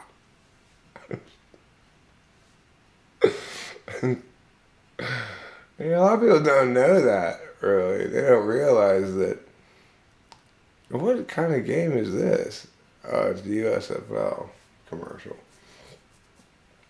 Like, who the fuck are those teams? You know? Whatever I was saying. You know what? Surprisingly, Rachel and I have been unable to find stamps around here. Despite the fact that we've looked all over the place. I was like, how much time are we going to waste looking for stamps? Why don't we just go pay the post office to mail this letter? It's only like $1 or something, so why are we spending like hours looking for stamps? Like spending hours looking for pennies, right? I mean, it's fine if you're out of cigarettes and you're broke and you need to buy buglers. Well, then fine. I get it. You're looking for pennies. I've been there. But there's no reason to spend hours looking for stamps. It's just really TE PoLR and TE6 get together and decide on how to solve a problem. Ain't gonna have a stamp box, I don't know. I don't think so. I'm sure they're... Oh, it's not to the realtor, it's to the broker.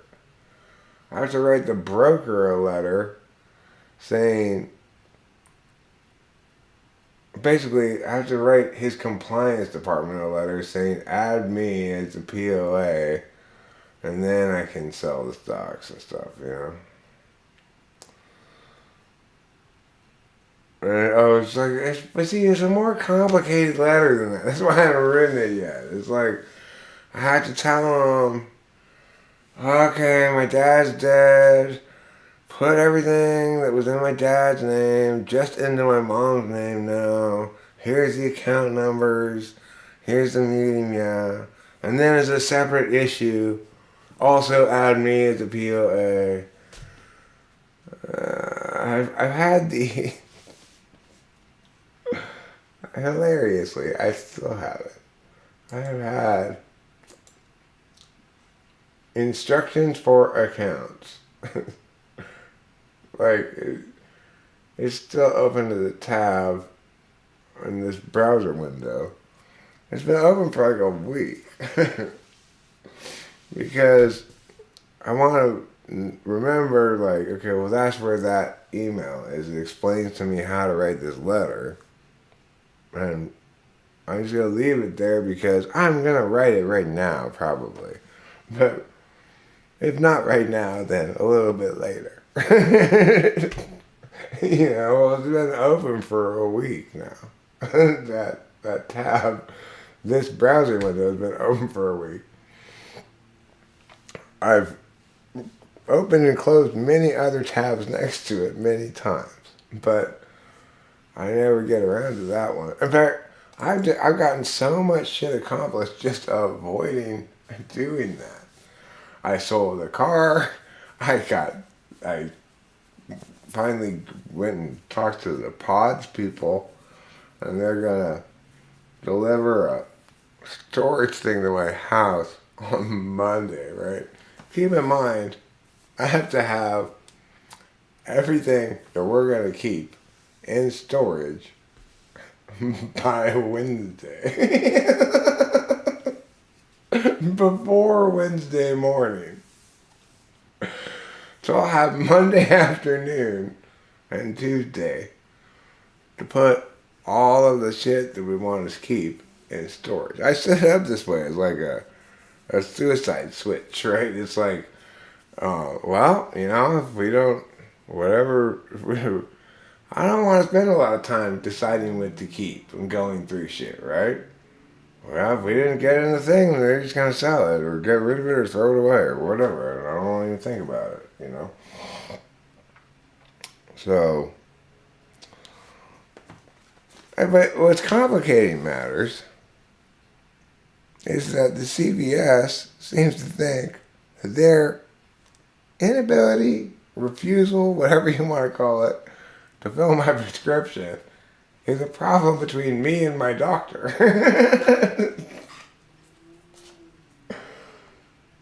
I'll do the heavy lifting. It's fine.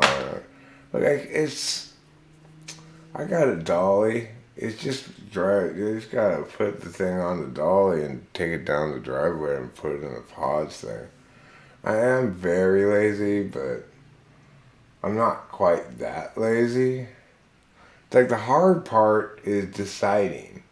The easy part is putting it in the storage thing. Deciding is, if I could pay somebody $100 to decide for me, that would be fine. But the problem is they can't decide for me because I'm not going to like their decision.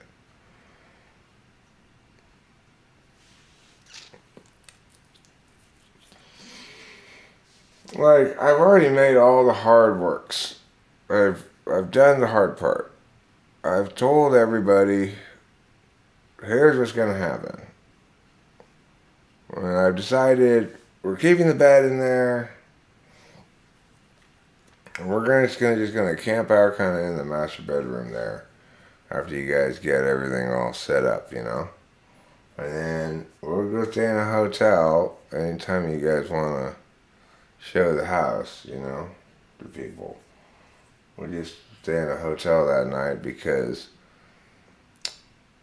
I don't want to deal with that stuff. And I don't want to have to go away for a while and not have anywhere to go and then come back sometime later, this undetermined.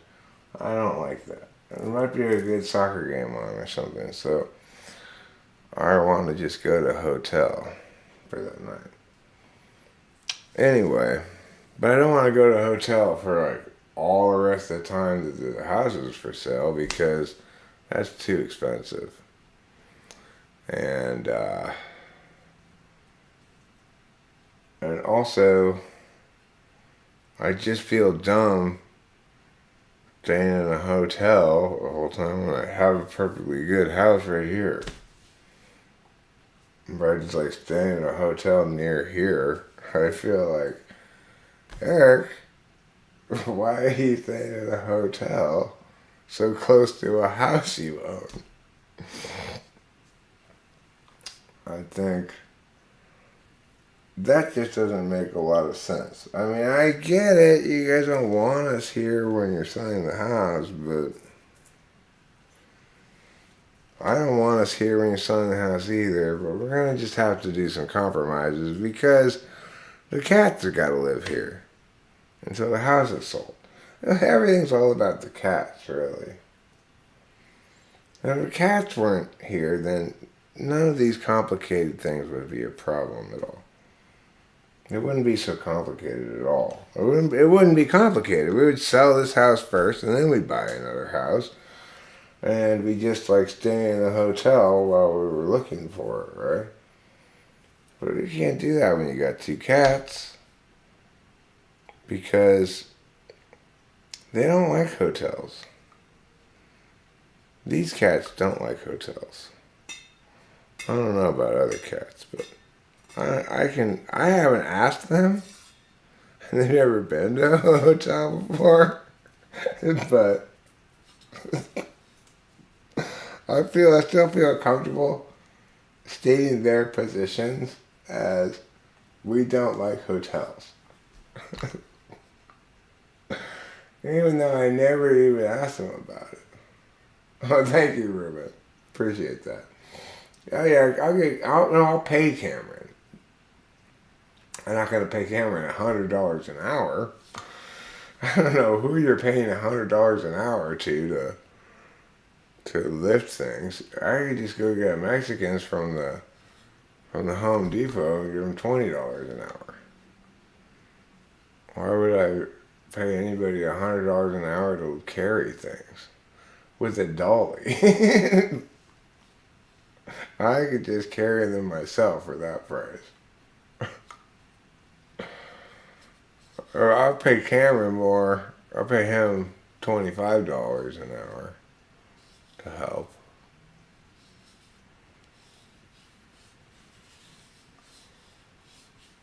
But no, if Cameron costs $100 an hour, your help is too expensive. You know, my friend Dave paid me $100 today to go. I mean, I didn't know he was going to pay me anything, but he invited me to put down some harmonica over this song he's recording. Well, he's recording more than one song. He and Natalie are recording these songs at this incredibly sweet recording studio in Venice. It's at this guy's house. And this guy, so, like, we know,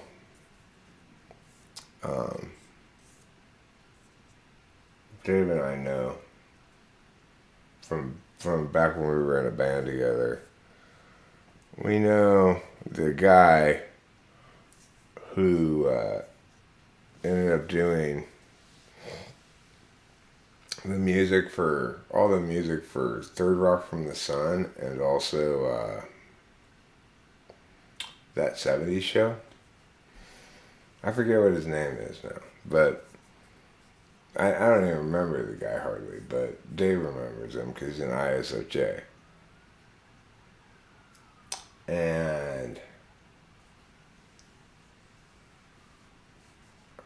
oh, well, that's if you're hiring a company.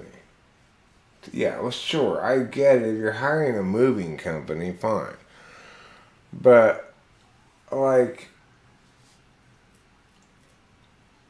first of all, let me tell you something. I don't care what kind of labor it is. Doesn't matter. If it's any kind of labor at all.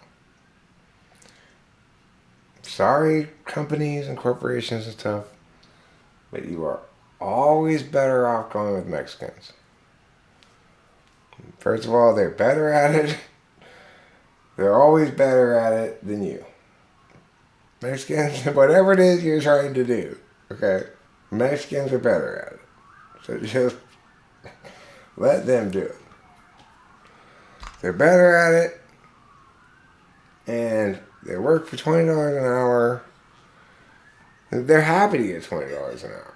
Other people only give them $15 an hour. So I'm like, oh, wow, you're giving us $20 an hour? And then you just have to give them lunch, too. That's the thing. That's the thing. If you're going to hire Mexicans, you got to understand something. You have to feed them. Right? You cannot expect them to have their own lunches or something. After all, you just picked them up from the Home Depot parking lot. You have to feed them lunch. And if they're going to be there till dinner time, you have to feed them dinner too. And you probably are going to have to drive them someplace afterwards.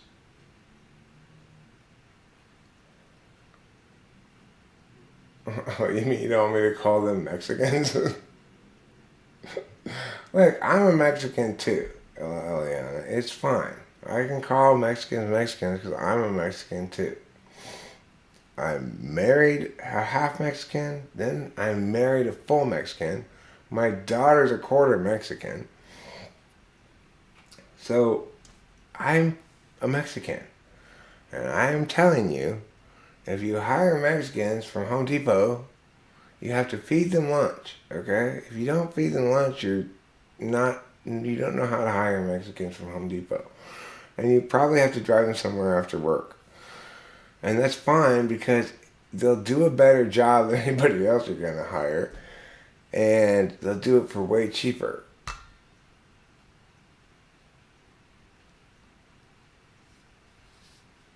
Yeah, Mexicans and Asians both work really hard. Mexicans also play hard. Asians don't play hard. Asians play so weak. They either gamble and smoke. They may drink, but there's way too much shame in Asian cultures for them to really have fun at any point. You know, fun is shameful if you're Asian. It's a good way to lose face. Now, the important thing to remember is that Mexicans and Asians work hard for one reason, so that white people don't have to.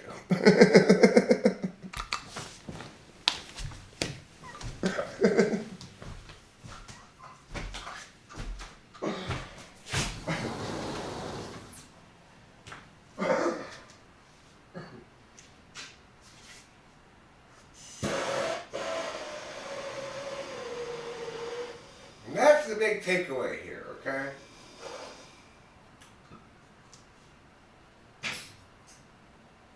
Other people get to be proud of their work ethic. I get to be lazy.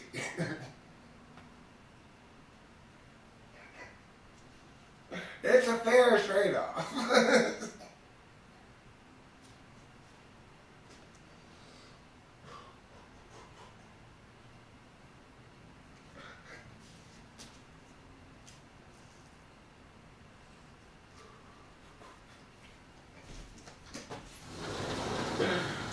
Hilarious. I am so hilarious.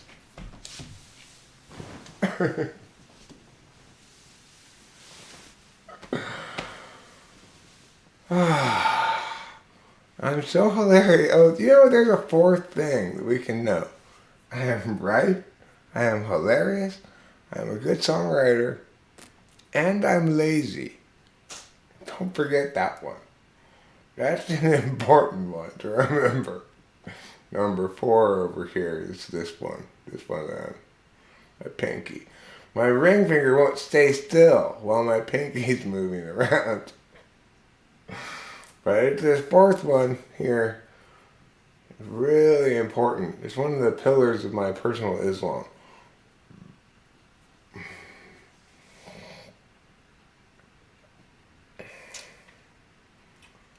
And Polar would be like, Eric, you look like the right person to teach my son how to draw a picture he'll be assigned the subject of in class on Monday.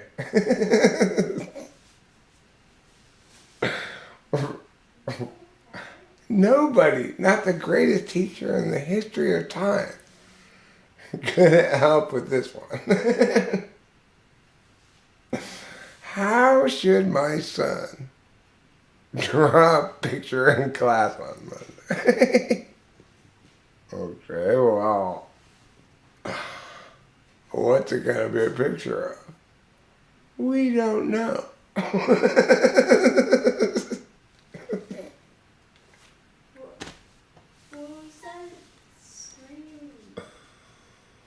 Was I screaming? Yeah.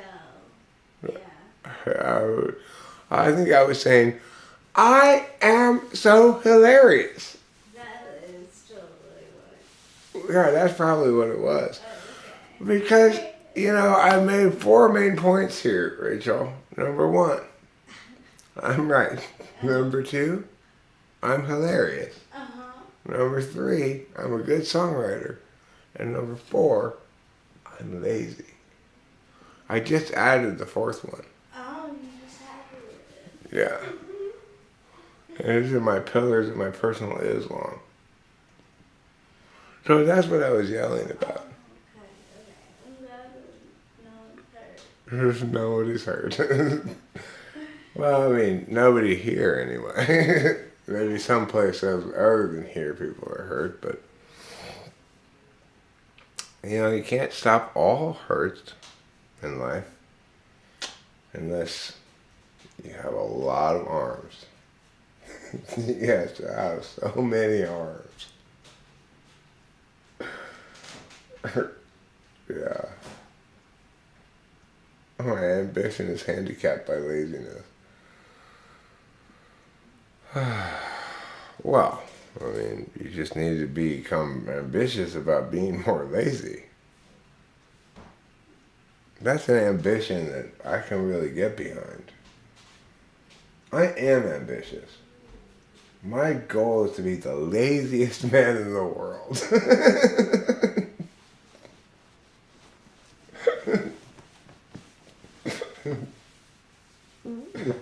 Ah, yeah. That's my butt. My butt laughing at my hilarious joke.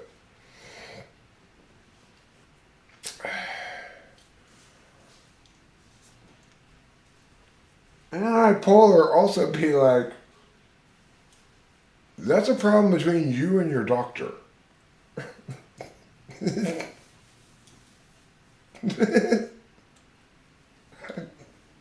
Can you imagine?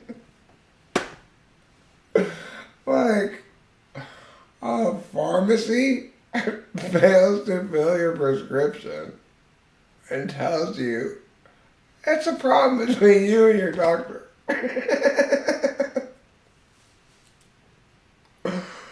I don't have any problem with him. I call him. ISTP. He fucking calls that shit in like 10 minutes after I call it. He's like, bam, it's done. If he procrastinated on calling it in the way that I procrastinated on calling him to call it in, then I might have a problem with him, but he doesn't procrastinate at all. He's a real doer. And what he's done is write me a prescription for this drug. So,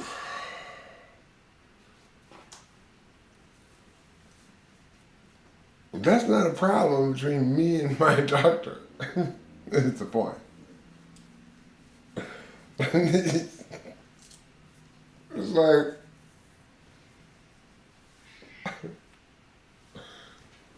can you imagine if like you go to a restaurant and you order some food and they just don't bring it to you, and then you're like, hey, where's my food? Say, look, you're gonna have to take this up with your dietitian.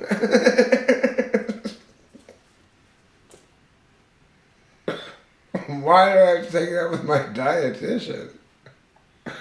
It's a problem between you and your dietitian. My dietitian is in a restaurant where I ordered food.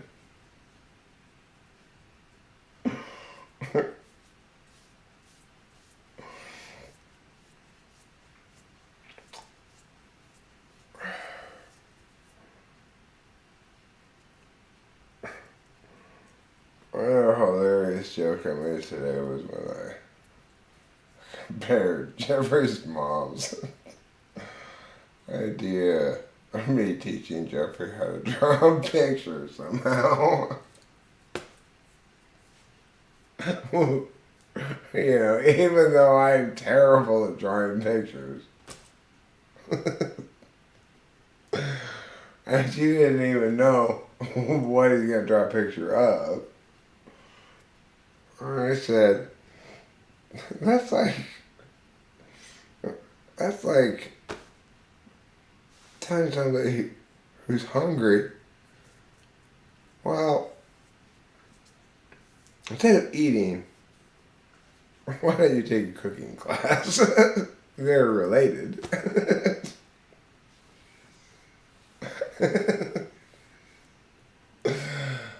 Because obviously, taking a cooking class won't fill my tummy with food. We don't know. Yes, we found out that he will be told what to draw by a prompt he's given in class to prevent them from cheating somehow. This is an English class, keep in mind.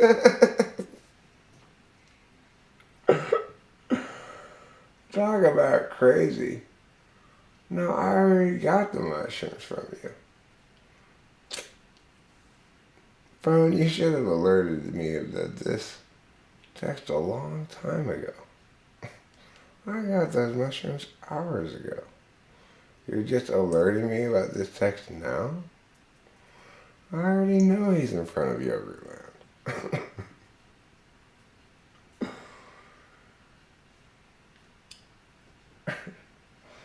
I know full well, phone, that my drug dealer is in front of Yogurtland. He's probably not even there anymore.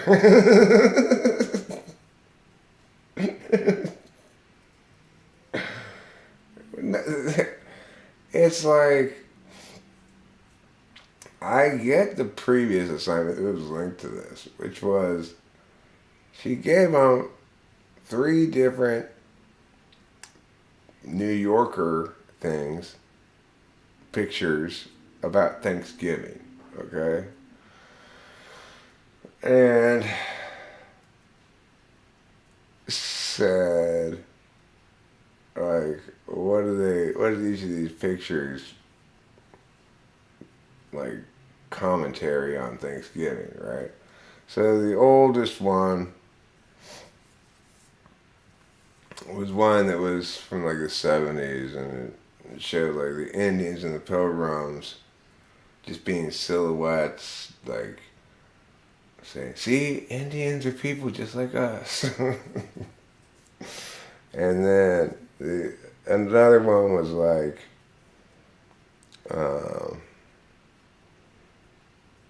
these 2 Indians being like, hey, come on in to our party. But they're huge Redskins fans. There's like Redskins everywhere around the house. Pretty funny picture. and you know, the commentary there is about the obliviousness of white people. You know, just, hey, running bull, sitting dog. It is so great to see you. Come on in and watch the Redskins game with me. Yeah. So anyway, they did this Thanksgiving thing, right? And then now this is the follow-up thing where she's going to give them some prompt of symbols or something that we don't know what it is, right? And they're supposed to draw their own New Yorker cover in the style of the New Yorker covers. So, like, Jeffrey's mom wanted me to teach him how to do that somehow. Like, I have no idea how. Well, what I said to her, okay, let's do this then. Draw a hot dog when you get the prompt. It doesn't matter what the prompt says. Then, later, explain how this hot dog does, in fact, link precisely with the prompt you've been given. It's fine. And then I think that was the moment when they realized how ridiculous it was to try to hire me to help him with this ridiculous assignment. It's ridiculous to begin with. The first part of it, the Thanksgiving thing, I liked that assignment. I thought that was a good assignment because those pictures conveyed an evolving framework of Americans, you know? It was interesting to analyze. But this all of a sudden is just stupid. First of all,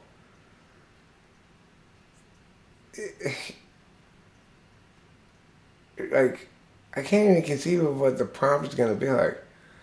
Okay, draw a picture or something that conveys how Americans feel about black people. Or something dumb like that, or what? I mean, I don't even know what the prompt is going to be, but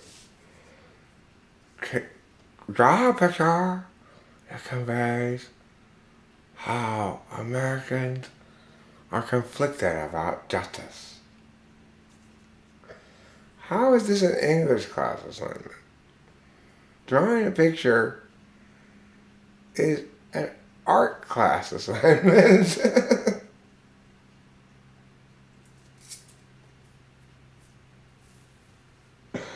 Alright, here's what we're going to do, guys. I'm going to game plan for you. You are going to draw. This is going to blow people's mind. You're going to draw a hot dog.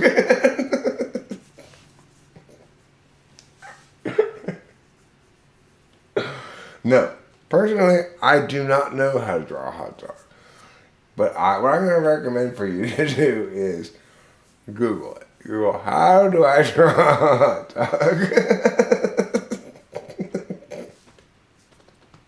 And then, between now and Monday, master it. Just like really get it down good. So, when you do draw it, she's going to be like, wow, that looks like a hot dog for sure.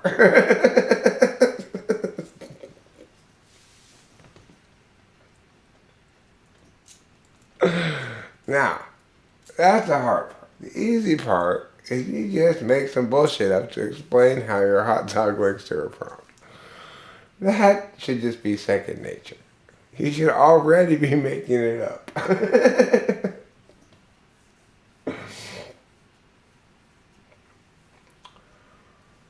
Scott Adams is an ENTP. Good for him. Yet another one of those small pile of inferior ENTPs to me.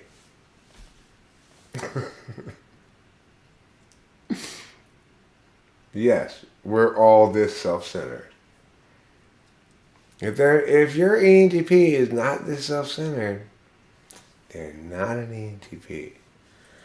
If they don't think they're the best ENTP, and also the worst ENTP, at the same time, all the time, they're not an ENTP.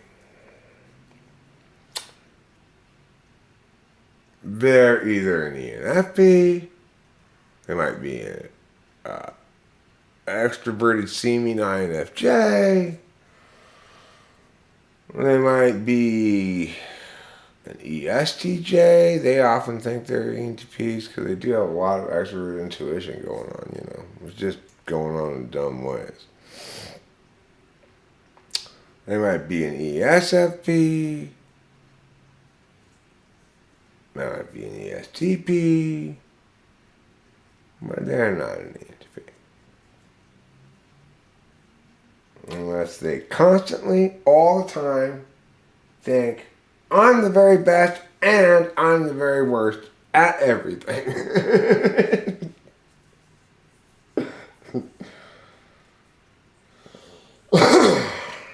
You have so many typos, Boba Fett. You are a real typo fanatic. I've noticed this before. You love making typos. Either that or you, like me, are bad at texting with your phone, right? Like, my fingers are too fat or old or clumsy or something. But if I'm trying to write things on my phone, as the New Yorkers say, forget about it. Forget about it. Meaning, don't remember it. I know it's a difficult instruction to follow. It really is. Don't remember meow.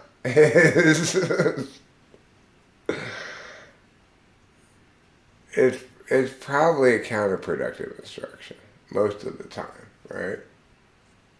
Oh, well, for you, Ruben, sure.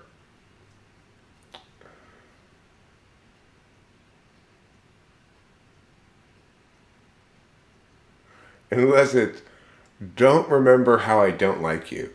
In which case, any ENFJ will be like, I cannot think of anything else until you like me.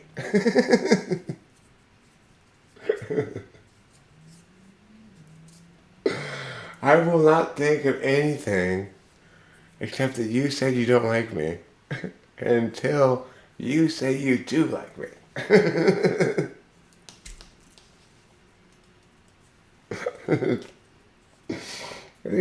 ENFJs can't stand it when people don't like them. After all, they're so nice. How could you not like them, right?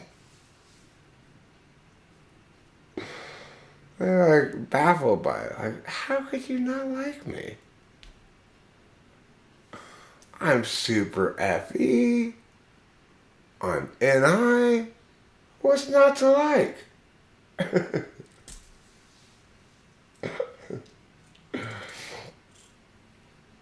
ISUs are all like, I don't trust you. You're just trying to schmooze me with your lies.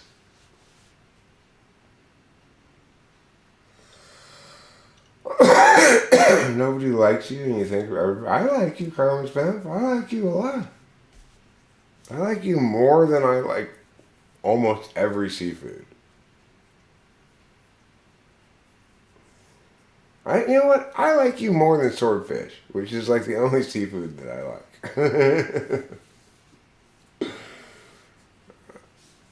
I can't say I like you more than chicken or beef, but I like you more than pork. How about that?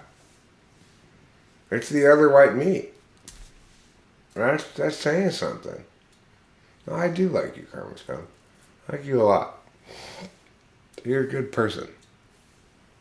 You and I have had our beefs occasionally in the past, but you're not a spiteful fuck, right? You're a good person. So, you can take that to the bank. And you're interesting. You're not a spiteful fuck, but you're also in no way, shape, or form. This is what's so hilarious about like Jeff Shaw's comments about how everyone's just my little bitch around here. Nobody is at all, right? And you're one of those wonderful people who very often disagrees with me. Not very often. Sometimes disagrees with me. And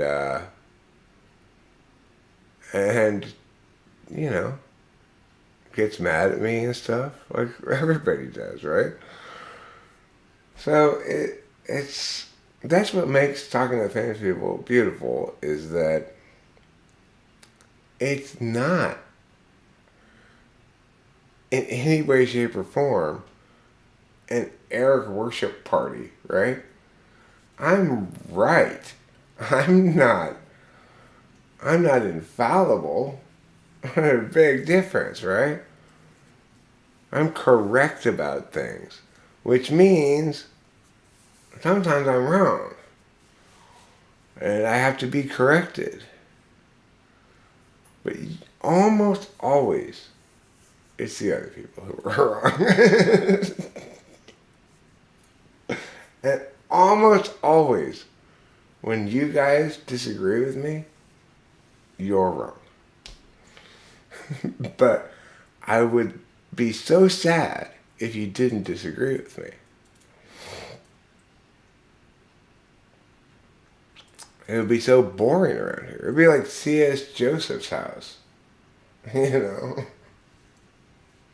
Who wants to go to C.S. Joseph's house? where he's just like, nobody's allowed to disagree with me. Can you imagine? Well, how are you supposed to ever get right if you don't even listen to anybody? You won't even let anybody disagree with you. And you're just stuck in a state of continual wrongness then. Because although it happens infrequently now, it wasn't always the case that my wrongness was so infrequent. It's gotten progressively more infrequent because I did the correct thing every time I was corrected. Namely, I said, "Oh, thank you for correcting me. I won't make that mistake again." Or, if I didn't say that, I still didn't make that mistake again. I may have been like shitty about it in the moment, but I still learned from it, right?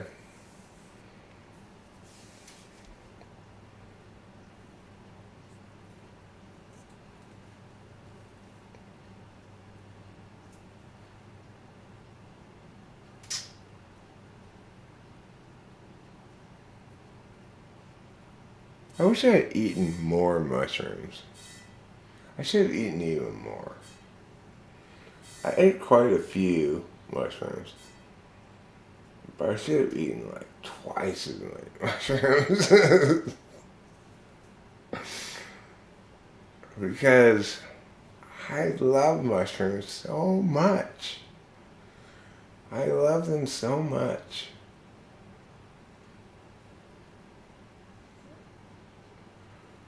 Well, you know, a worship host Eric party sounds like a good way to get everybody to say horrible things to you. It's like, if you want to invite the most hateful hate you can get, tell everybody to worship you. Everybody, you have to worship me. People don't want to hear that. I do not have to worship you, is what they will say in response to that.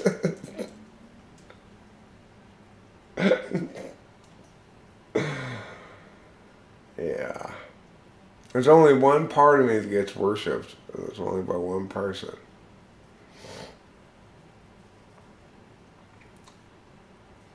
Mushrooms are the best things ever. Flood the SFP quit, didn't he? Yeah. I brutalized him until he quit. And I don't feel bad about it because he practically begged me to do so.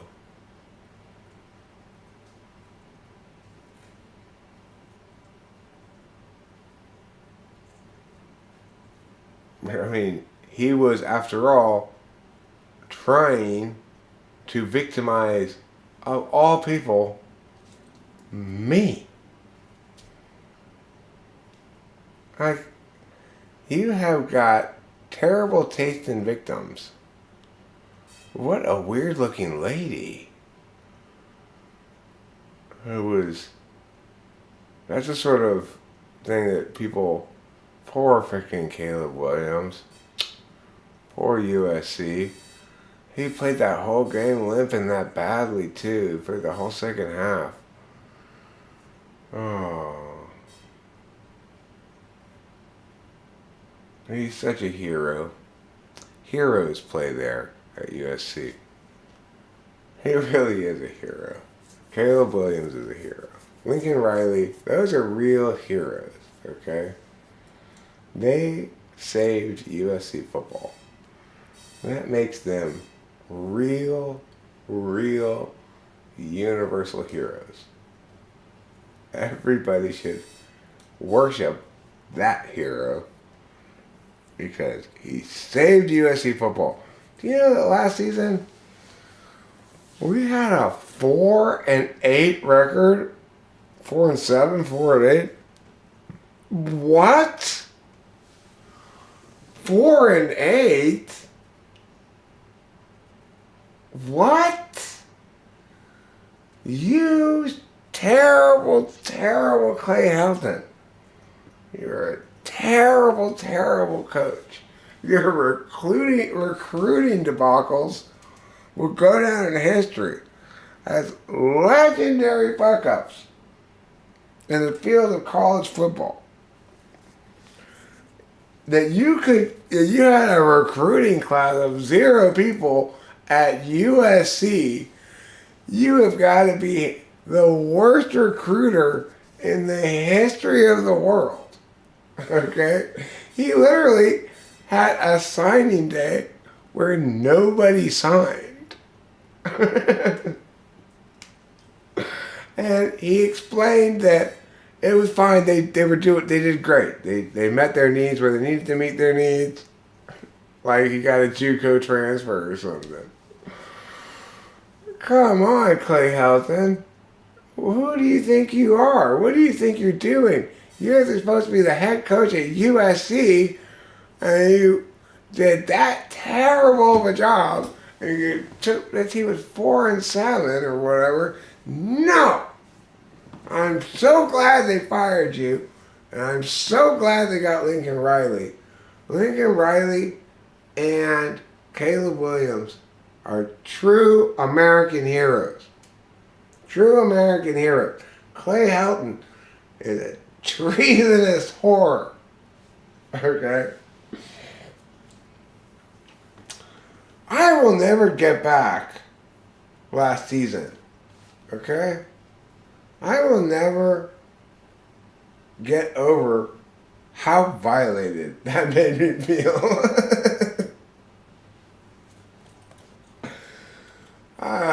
I'm watching the TV, not really watching it, you know. Treasonous whore.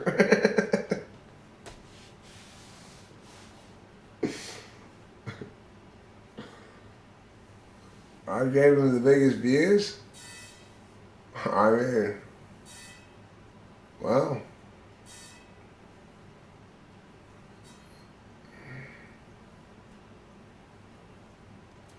I don't know what that guy's deal was exactly. He seemed very angry when you got even this little bit beneath his chummy exterior.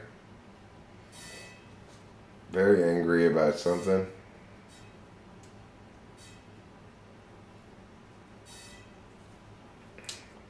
But, you know, you think you want to bomb Pearl Harbor. You don't.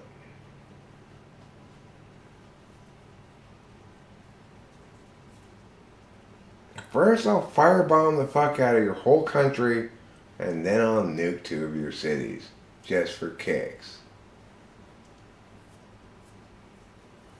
So, I don't know what Jeff Shaw is. I think it's what Boba Fett says. He's got a problem with the sauce. And I am not unsympathetic, but I'm also not one to enable that problem to continue by pretending as though it's something to be sympathetic about. That was such a sick hit on fucking... Oh my god, it was such a great hit on Cam Rising of Utah by number 10 of USC. That was like the best hit of the college football season. Clean hit too. They flagged it, but they picked up the flag. And the video review said no, it's not penalty. It's not targeting. That was the hit of the season. Fucking knocked the guy's helmet off. His long hair is all flying around. You guys see that? You guys see that hit? If you watch any sports highlights, you must have seen the hit on Cam Rising from the USC Utah game. It was it was amazing. It was so spectacular. Like when I was watching it real time, I and everybody else who was watching it, so I was like, "Ooh, Jesus Christ!" You know, like it was a big ass hit. And Cam Rising just popped right back up too. He just popped right up. He didn't even look like he was phased, but he popped right up. But he also looked like a little bit of like like maybe there's a little fake bravado in there.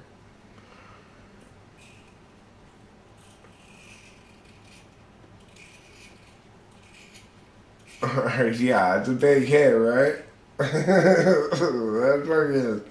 He laid the lumber. I was like, "Oh, Caleb Williams, I'm sorry you're crying. You did such a wonderful job for us this year. You're a magical, magnificent quarterback. You're also super cool.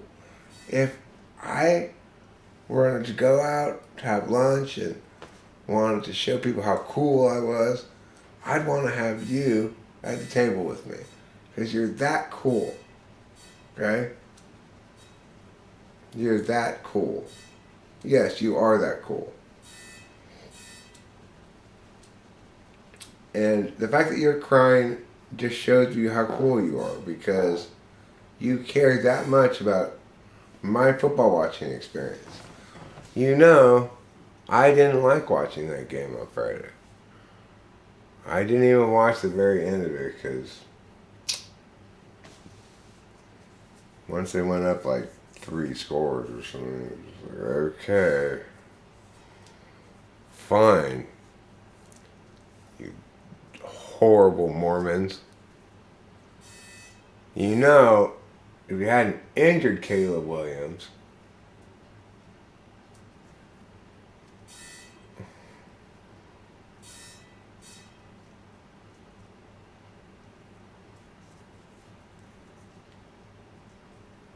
he's always treating Eric as though Eric is trying to hide some secret. I am.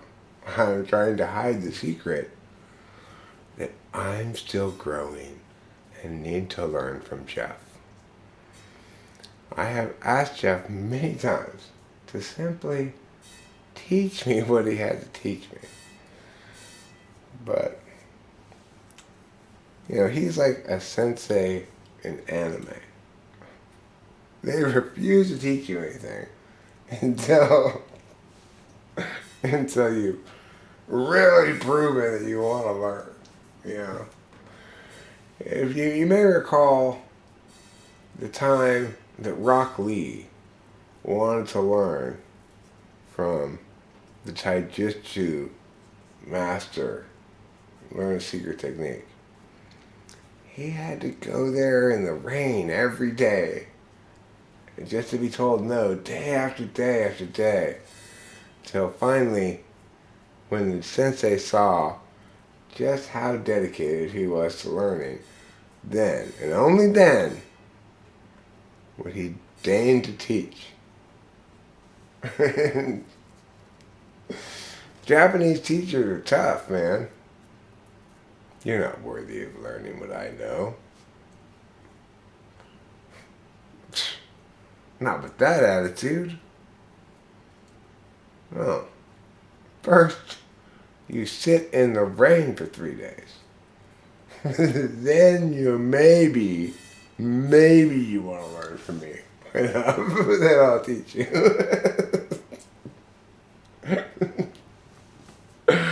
You say you want to learn something, but have you sat in the rain for 3 days?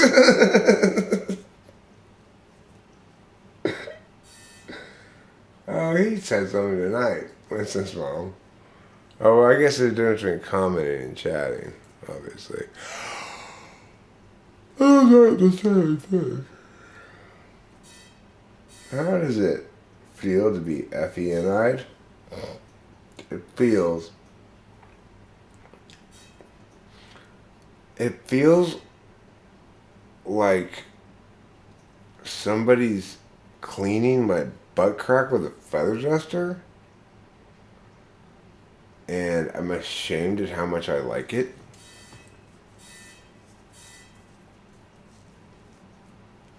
I think that's how you say it.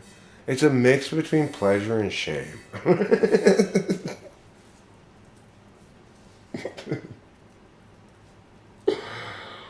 It really, the best way to say it is exactly like someone's cleaning your butt crack with a feather duster. You're kind of embarrassed that your butt crack needs cleaning, and that somebody else is having to do it with a feather duster. But the feathers feel pretty good, and they're putting on a good show that this is perfectly normal. So I'm starting to feel more okay about it by the minute.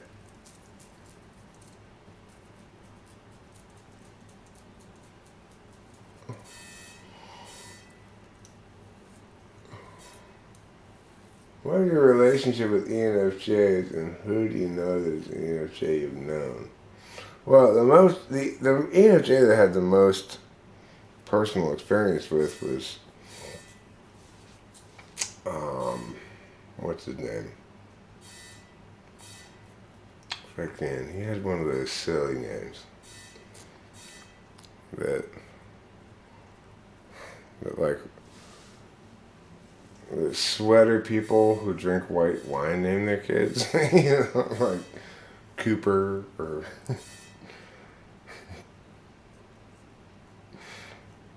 or Chaz. You know.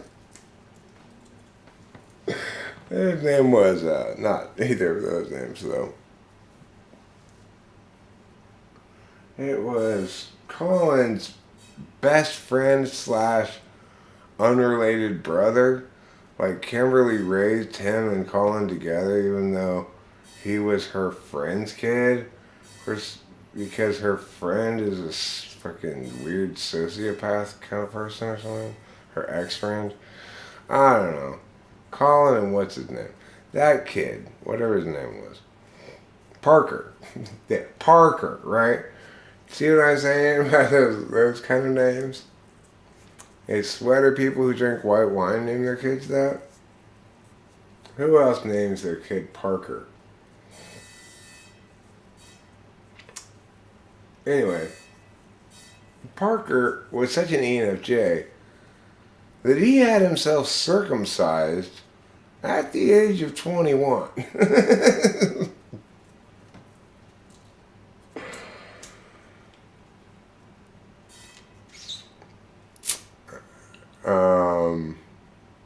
Shit you not.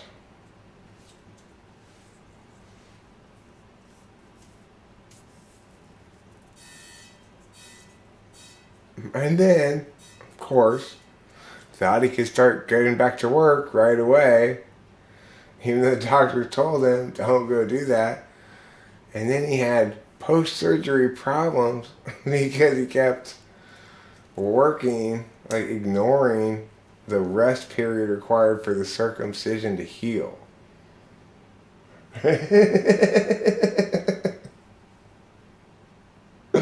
It's good to get a circumcision every couple decades or so. Stay on top of things. Just a little off the top this time, Doc.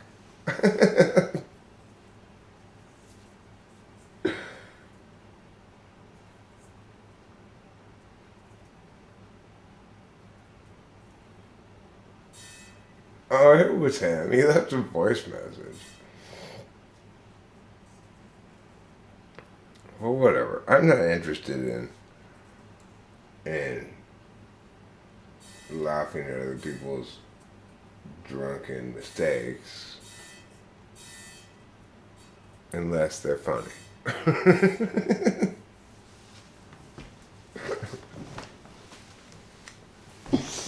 You know, I feel him, but basically, here's my feelings about people who got a drinking problem. Quit drinking.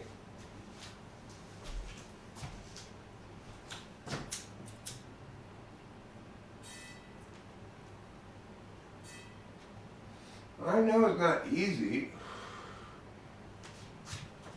Look, no one ever said it's possible to quit drinking without taking a lot of drugs, okay? It's not possible to quit drinking without taking a lot of drugs. So, that's fine. I get that. Conventionally, people are lying to you about alcohol. And they're telling you to quit drinking. They're very anti-PoLR. They're telling you that to quit drinking is a problem between me and my doctor. They're telling you that to quit drinking means to quit doing drugs. Obviously, it doesn't mean that, right? To quit drinking means to quit drinking. And to do a lot more drugs to make up for the fact that you don't have that one anymore.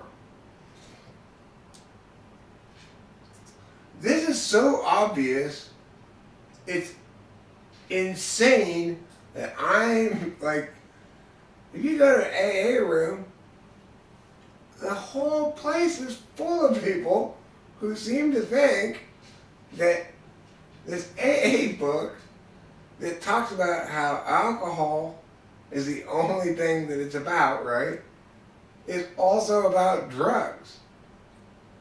Like, the whole room thinks this. Even though it's definitely not the case, right? If I need to quit drinking, if you're going to quit drinking, you're going to need to quit eating fast food. But I don't want to quit eating fast food. I want to quit drinking. Well, you're going to need to quit gambling then. Can't I just quit drinking? Well, not just quit drinking. You also have to quit something else you like. Okay? Well, why? Because it doesn't count otherwise.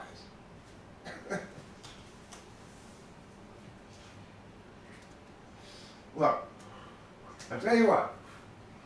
We'll let you choose.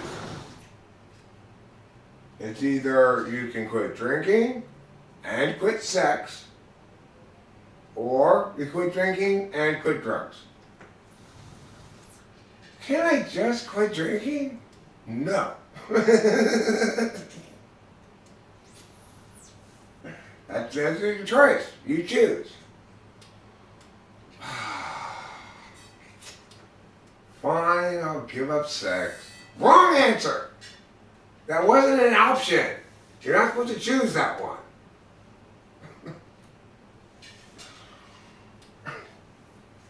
Can I give up gambling? No, that's off the table. That you lost that chance to give up gambling. You gambled and you lost.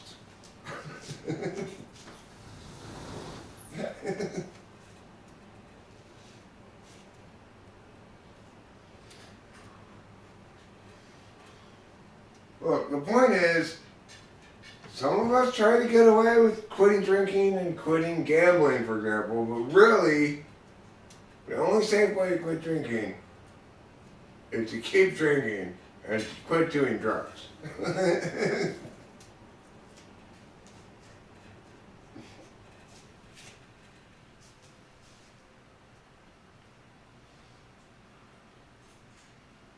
Okay, alright, fine, I'll quit doing drugs. Cocaine and mushrooms don't count as drugs, do they?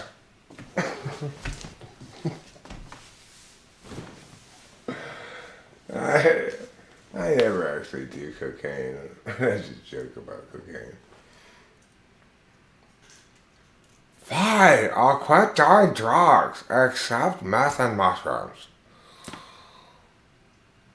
That's fair. That's the least anybody could get away. It's like with Lindsay Lohan.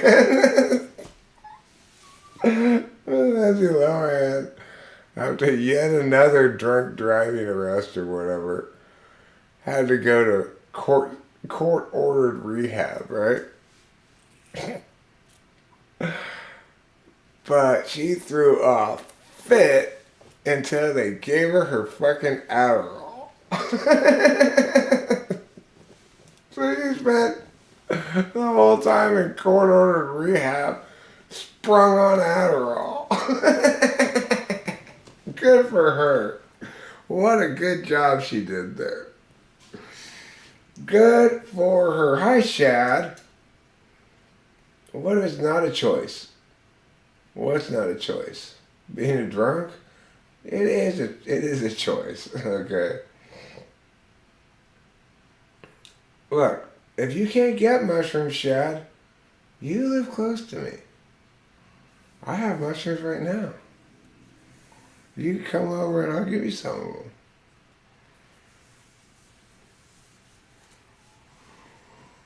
Look, I take mushrooms, ideally I take it every other day. Every other day. That's the minimum amount of mushrooms I need. I would take them every day, except they don't work if you take them every day. You have to skip a day in between, or else you're just wasting mushrooms.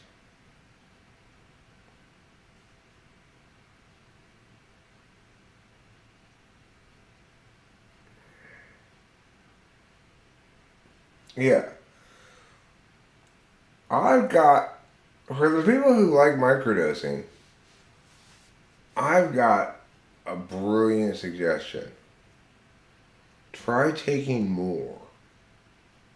More than just that little bit of it.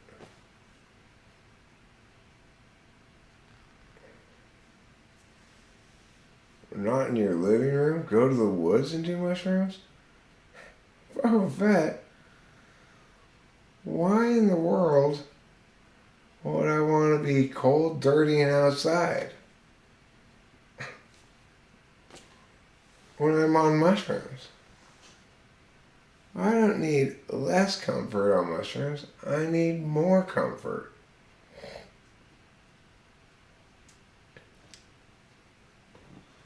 Oh my goodness. What a glorious beauty. There's a glorious beauty who's graced us with her presence. What a glorious princess she is. Let's all worship her glory together. Oh, your worshipfulness. May I pet your glory? Oh, yes. Oh, yes. As a kitty, you ask a lot of questions. And as a man, my answer to all of your questions is, oh, yes. Oh, yes. That's the answer to your questions. Kitty asks me questions. That's just normal. Answering no, that's just evil. When Kitty asks a question, everyone's answer should always be, oh, yes. Oh, yes. Hi, Shad. Yes, I've already acknowledged your existence. That was a little while ago. If you've forgotten already that we greeted, then you must be, you're actually shat. My bad. I thought that was the past tense of to poop. I wouldn't name my child Shat.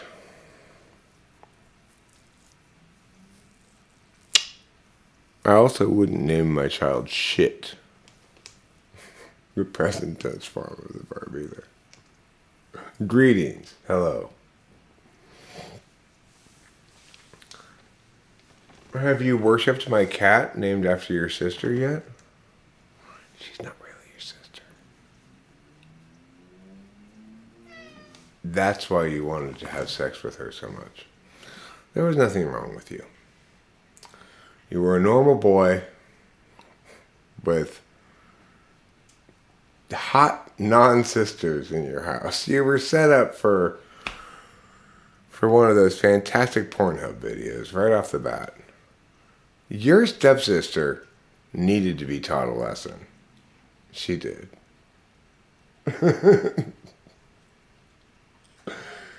And Chad, you were the one.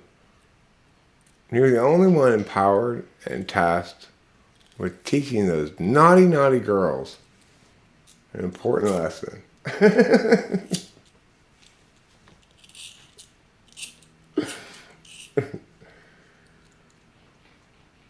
When you're on your period and you're an INTP, I'm sorry, but only women get periods. So, you know, last I heard, all women are ISFJs, I think. Or maybe they're ISFPs. One of the two. I love you, brother. I love you, yeah, yeah. I love you too, brother. That's because I'm from Philadelphia, the city of brotherly love. Let's hold each other in brotherly love.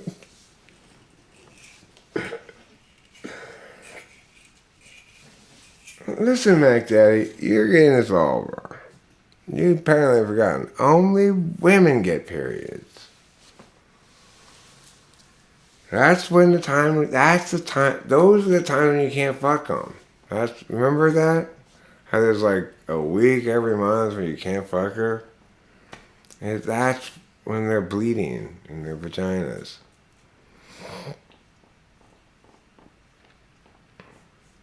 It's like 4 days, really.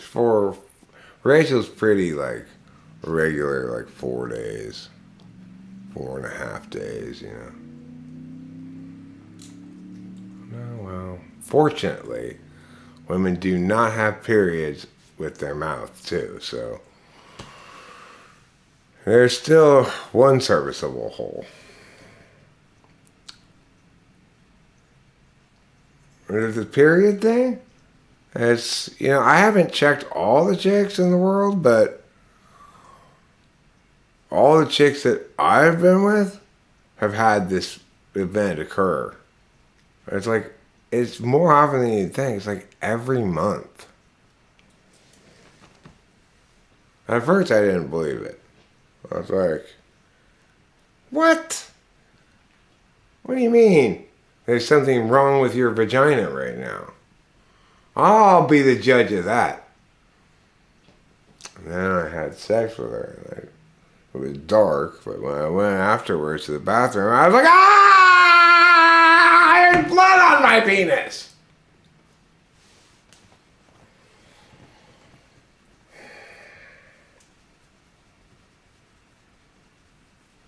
I mean, I knew it wasn't my blood, but it was still pretty gross. It's even more gross because it wasn't my blood.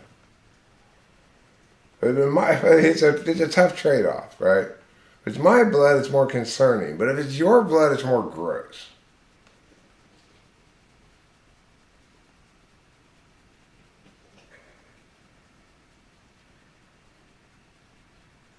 Was that happened? Ruben, you have solved a mystery that has plagued humankind for millennia. Obviously, when a woman stops menstruating, it's going to gather up inside of her. After 9 full months of gathering menstrual blood, a woman's body just going to be like, fine, I just make a baby out of this.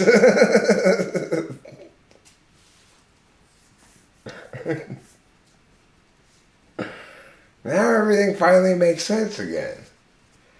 For the first time. Now things finally make sense again for the first time. Without stopping.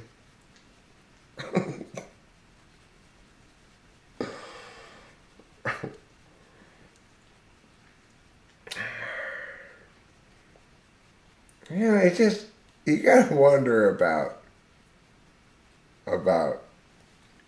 things, right? Because human beings love having sex, but hate making babies. You know, even the most baby-making people in the world have sex. Most of the times they have sex do not make babies. Whereas, like, when I had Capillo's mom, right, who wasn't fixed, I remember when I was, like, in the kitchen, you know, I said to her, well, go ahead if you want. He's out there meowing at you, you know. Go ahead if you want to go out there. And she kept looking at me. She was scared. She was nervous or whatever, right? I said, well, you know. The point is, you know you got it all going on, kitty. That guy will sit out there and meow you all night. So you take your time. You know, you're in no hurry, right? You are in a seller's market, Capillo. I mean, Kitty Meow. Capillo's mom. Her name was Dixie, but I always call her Kitty Meow. Anyway, so you got it all going on, and this is the seller's market. He will wait out there all night for you. So, you know, take your time. You decide if you're ready or not, you know? Don't feel pressured by his meows, is my point. And eventually she said, Dad, I'm ready to have that cat pop my cherry. And so she went outside, and that cat had sex with her. And she came back inside, and she was already pregnant. People aren't like this. She wasn't just pregnant. She was pregnant with like 5 babies. She had like 5 babies just from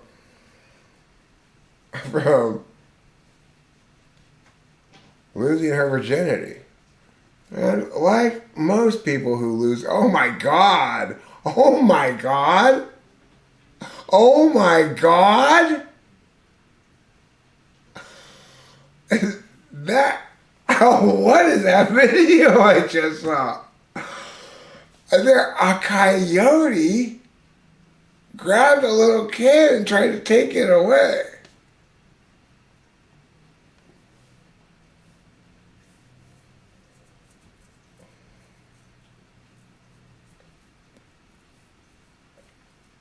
So anyway, oh my God, what is it? Oh, why is the child just lying there like it's dead instead of like complaining or something, you know? And the parent finally comes and picks it up, and it's obviously not dead, but like I think the child went into, you know, people say there's fight or flight, right? There's actually fight, flight, hide, and play dead. She was going with number 4, I think.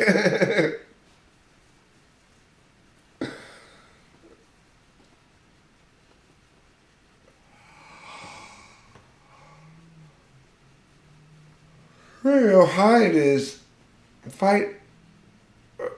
Oh, and another angle on this video. You just practically hurt your kid because you were holding your kid and you were so angry at the coyote that you threw something at it and you practically gave your kid whiplash. In Woodland Hills.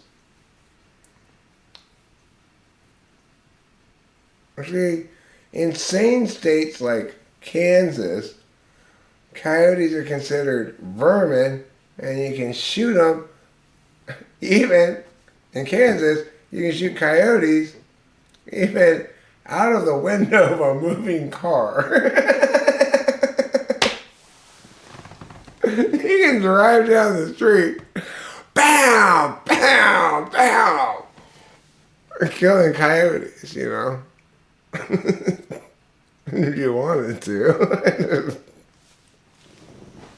Oh my God, that baby was just walking out of the car. We're gonna go, it's like toddler, right?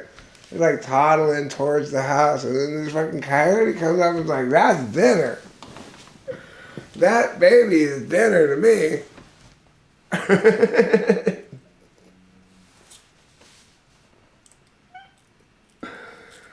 No, I said insane states. The in was a preposition. In insane states like California, people are desperate to not be allowed to own things. You will not let me own a gun. I am not to be trusted with one.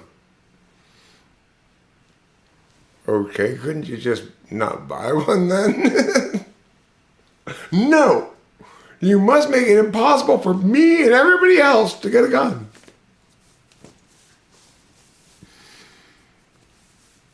And if you do get a gun, under no circumstances must you ever harm an animal that's mauling your baby.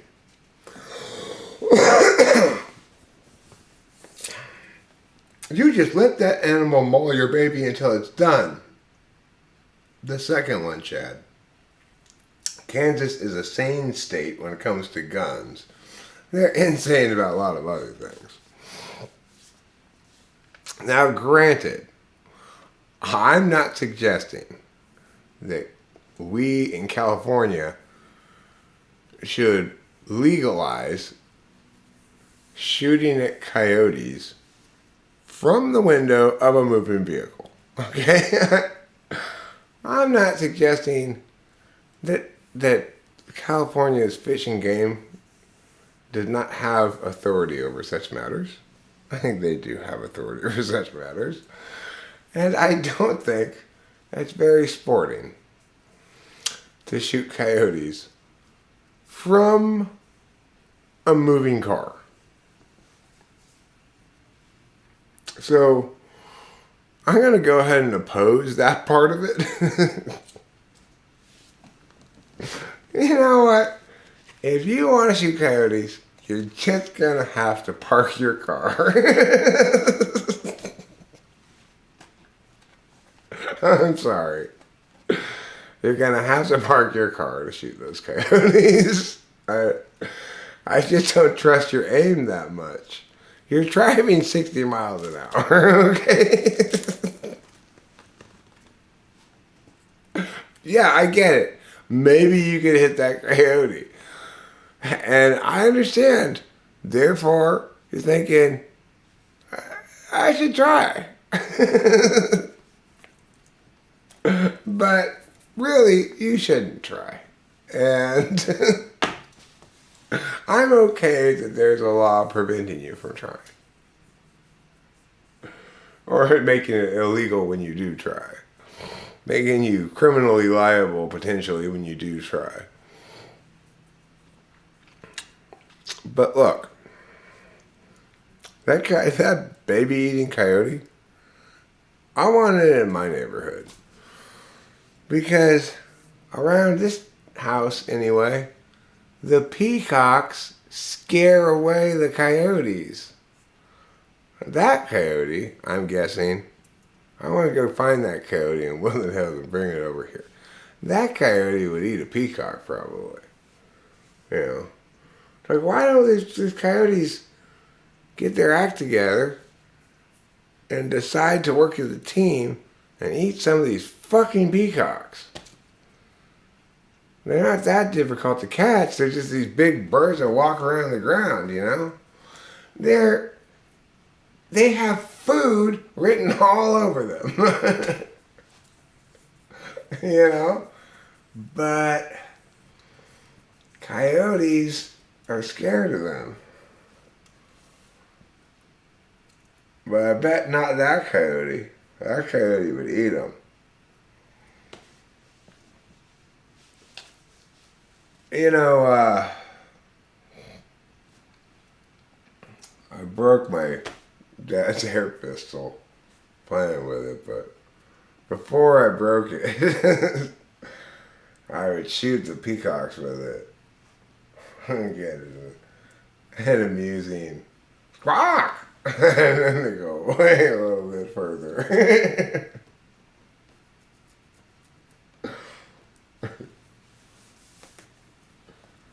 How different is a peacock from a clock? Very different.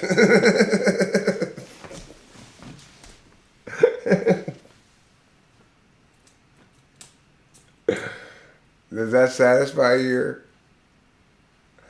How different is a peacock from a cock? Still very different.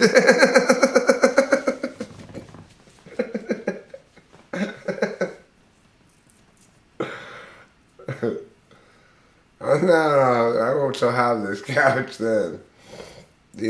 I'm not going to still have this couch probably 2 weeks from now because the estate people are coming in on, estate sale people are coming in on Wednesday.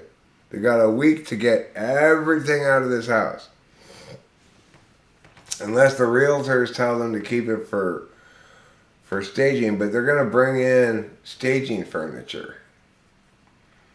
The only thing that is going to be still here inside the house for us to sit on when we get back from vacation will be the bed in the bedroom.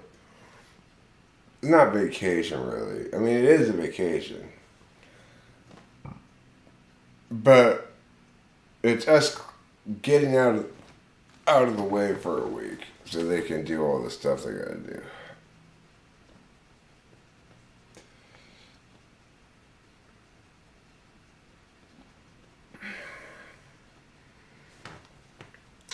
Of course the King James Bible is the best Bible.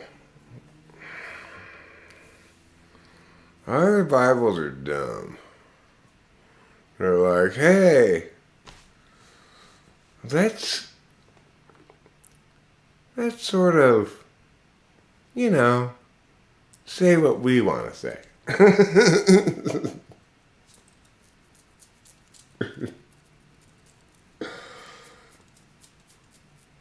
Is it though? Oh yes, it is. I don't know what we're talking about, but it definitely is the case that it is. Big yawns for little Eric. What a big yawner I am. I was such a big yawner. I'm such an adorable little yawner.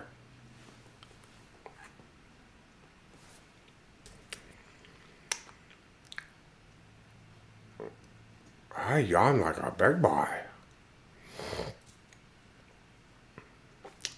I've got big boy yawns. I've got big boy yawns. I've got big boy yawns. Won't you put me to sleep?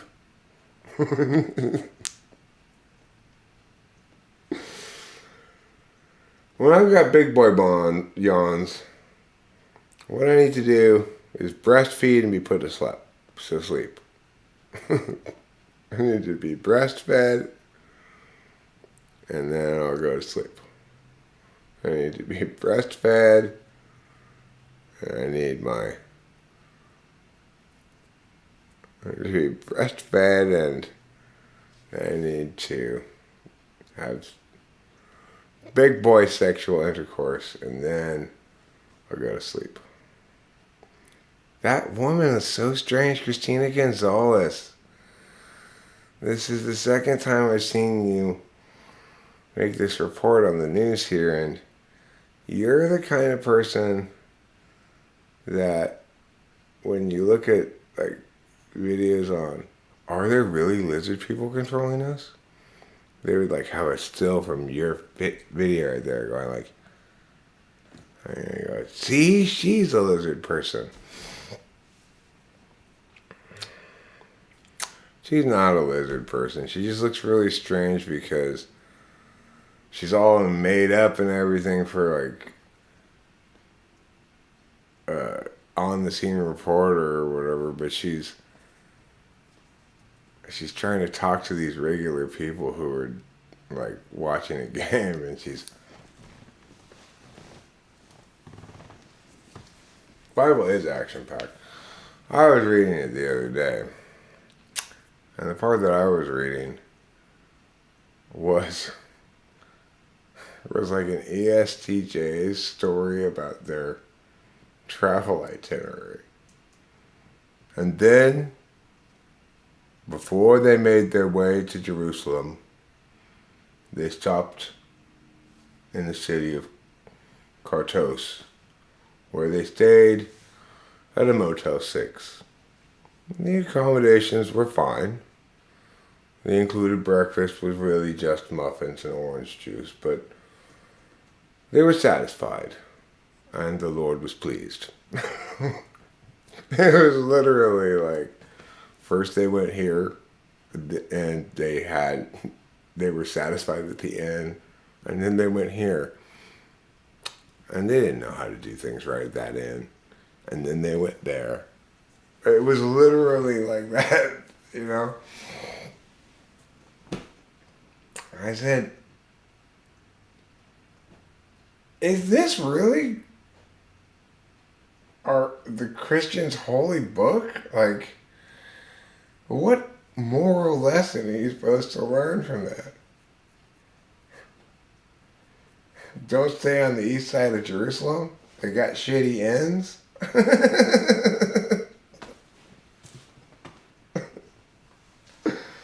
You know, I mean, that's nothing nonsense about that. I'm sure it was perfectly accurate. Those guys probably did stay first in that town where the inn was good, and then in the next town where the inn was not so good. I don't doubt the veracity of their story. I just wonder what it has to do with religion. You know? I mean, like,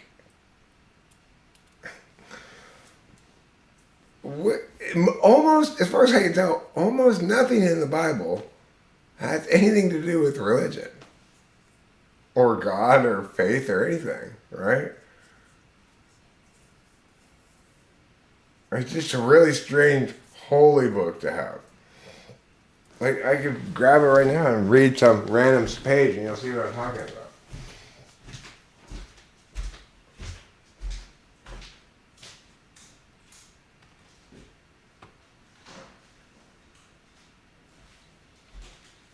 You know, like, let's pick a random page from this Bible. Okay, here's a random page. We're in Psalms. Well, this Psalms does have to do with religion. Psalms isn't one of those parts that doesn't have anything to do with religion. How about Isaiah chapter 48? Hear ye this, O house of Jacob, which are called by the name of Israel, and are come forth out of the waters of Judah, which swear by the name of the Lord, and make mention of the God of Israel, but not in truth, nor in righteousness. Okay? House of Jacob, you may say you're righteous, but you aren't. For they call themselves of the holy city and stay themselves upon the God of Israel. The Lord of hosts is his name. I have declared the former things from the beginning, and they went forth out of my mouth. And I showed them. I did them suddenly, and they came to pass, because I knew that thou art obstinate. This is like Isaiah doesn't like Jacob, okay? He really doesn't like Jacob. And this is like, so, anyhow, Dear Diary, the problem with Jacob is that he's a big phony. And also because he's so stubborn. Okay? Because I knew that thou art obstinate, and thy neck is an iron sinew, and thy brow brass. I have even from the beginning declared it to thee. Before it came to pass, I showed it thee.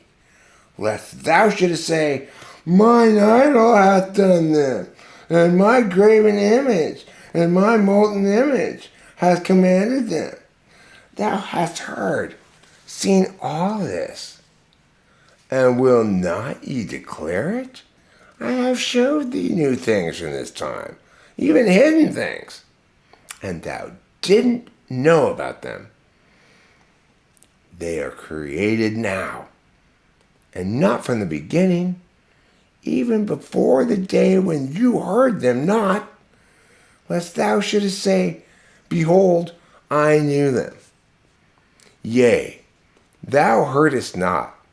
Yea, thou knewest not. Yea, from that time that thine ear was not opened. For I knew that thou wouldest deal very treacherously, and wast called a transgressor from the womb. You were born a transgressor, you motherfucker. Even before you were born, in the womb, your mom felt violated by your presence. That's how much of a fuck up you are, Jacob. You transgressor. This is our holy book? For what? I get it, Isaiah. You hate Jacob. You really hate Jacob. Okay, jeez. You don't have to make it into the put your how much you hate Jacob into the Bible. Like, look, Jacob, I hate you so much. I'm going to defame you in the Holy Bible, which Christians from now until the end of time will read so that they too will know just how much you suck.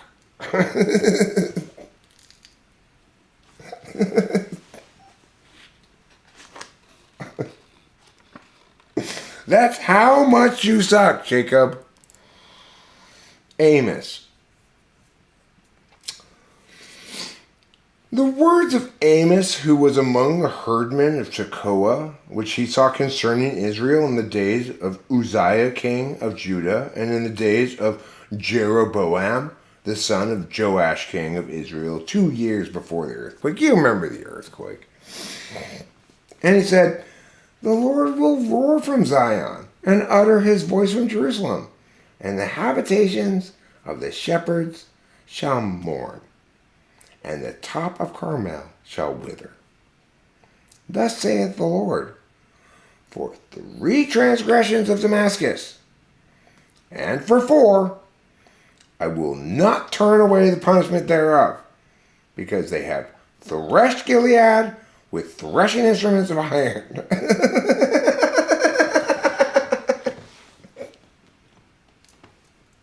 What? That God said this? God said that, huh?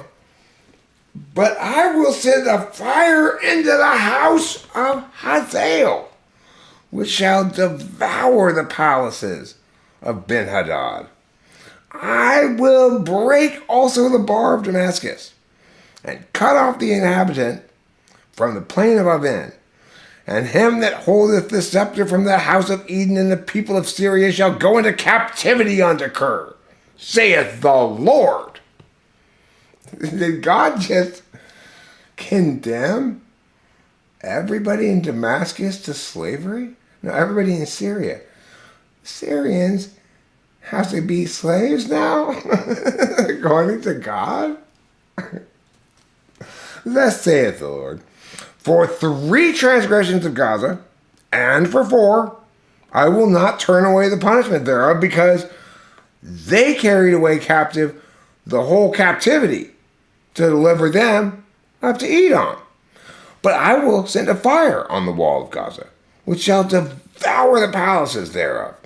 And I will cut off the inhabitant of Ashdod, and him that holdeth the scepter from Ashkelon, and I will turn mine hand against Ekron.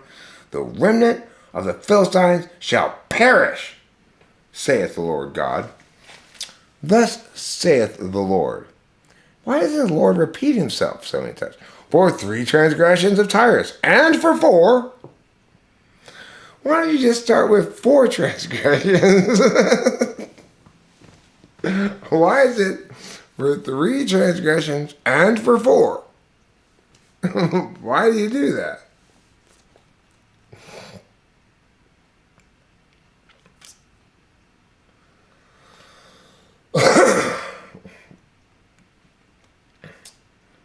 But God is not that.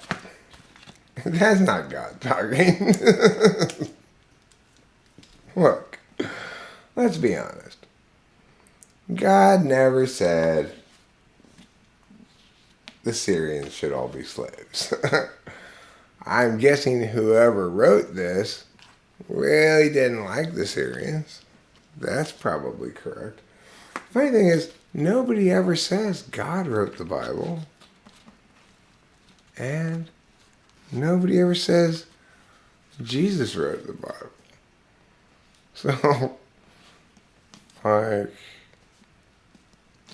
who wrote it? Or just some random guys? So, why are you so obsessed with it? It's very shitty, by the way. I mean, as a book, it's terrible. I mean, it's just terrible.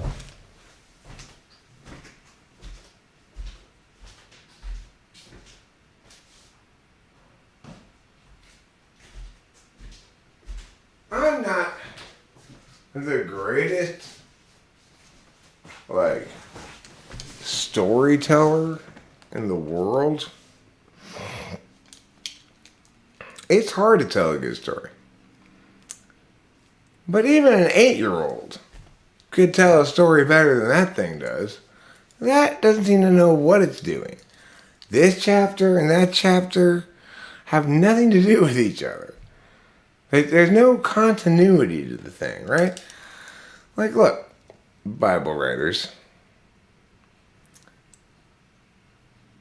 You're trying to create art by committee here. That's a very bad idea. You're never going to make good art by committee.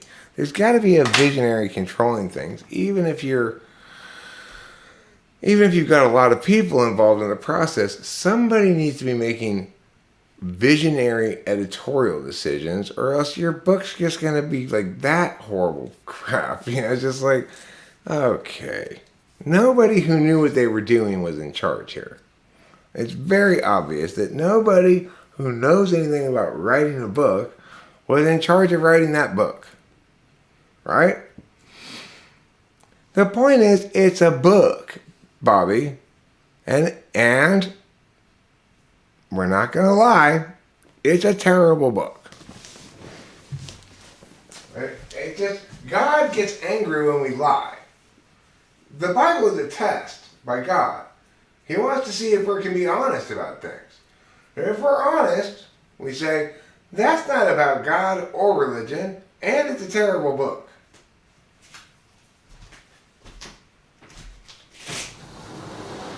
So, if you want to make God angry, then treat the Bible as something other than what it is. You can be like those people in AA who think quitting drinking is the same thing as quitting drugs.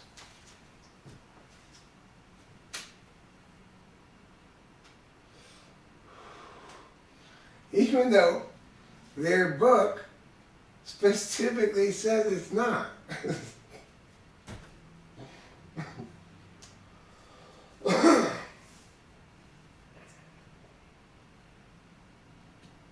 I remember it never put the cart before the horse, right?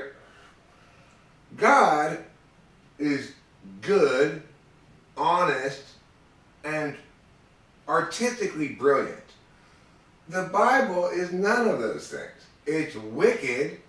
It favors slavery and pillaging. It's artistically devoid of worth, and God wants nothing to do with it, obviously. Neither God nor Jesus wants anything to do with that book. It's just, it's like I said, it's a test. God and Jesus will forgive you for being dumb, but you have to sit at the kids' table. When I'm in heaven, I get to actually hang out with God and Jesus, but you have to sit at the kids' table.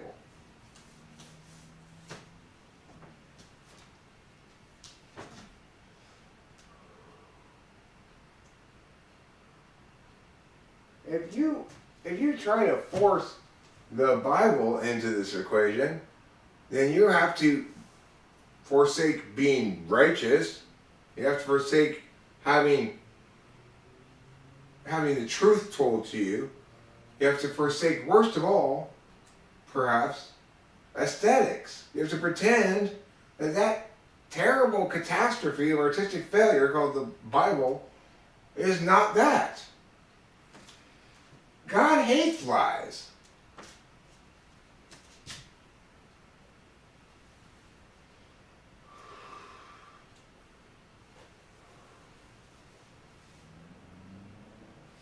But I think, well, I know for an indisputable fact that God and Jesus put the Bible there to test you. And if you don't think it's stupid, you're a bad Christian.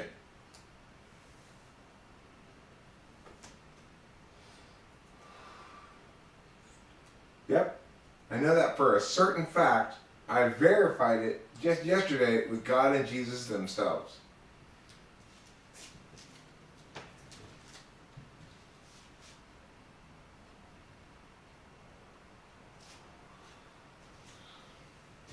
Remember, I am, after all, the #1 Christian in the world.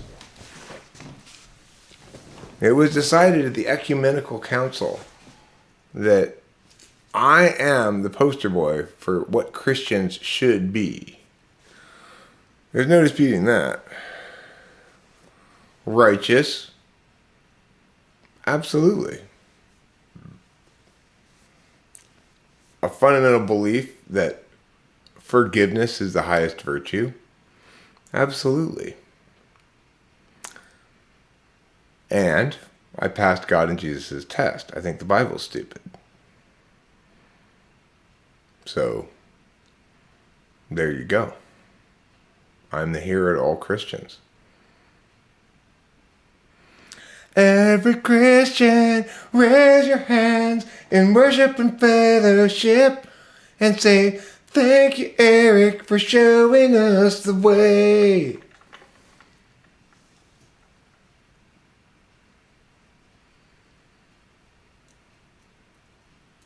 I love Jesus so much.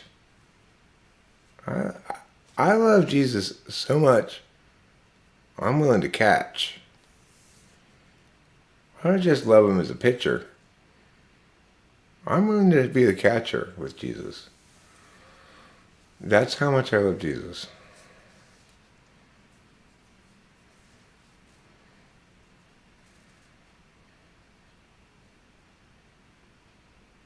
Every time when I'm eating his ass and I do it wrong and he yells at me, and I say I'm sorry, he forgives me.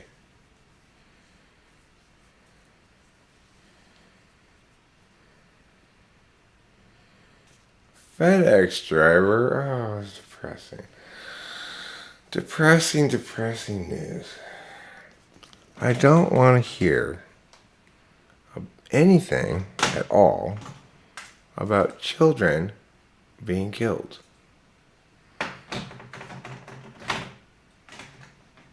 I don't want to hear anything about it. I don't want to see anything about it. If it happens, don't report it to me. I don't want to know about it. It's like, why are you telling us now? Why don't you report on this before the child was killed?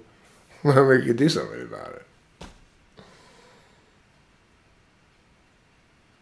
You know? Some shitty stuff happened that we can't do anything about anymore. Oh, great, thanks. Reminds me a lot of Ukraine. And if you had listened to me when it mattered, then you wouldn't be reporting about it when it doesn't.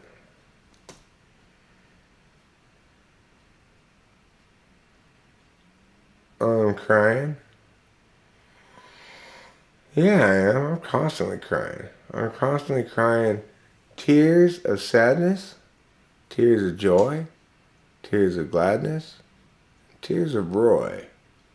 I specifically borrow some of Roy's tears so I can cry those as well. I care. I care a lot, Chad. I care about all kinds of things. I'm very sensitive. You know, I don't like to see sad things or bad things because they stick with me. And they make me feel terrible. I am a Care Bear. You've never cried those so-called tears of joy?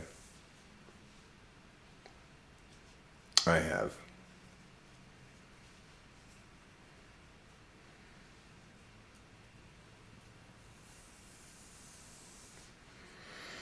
I cried tears of joy.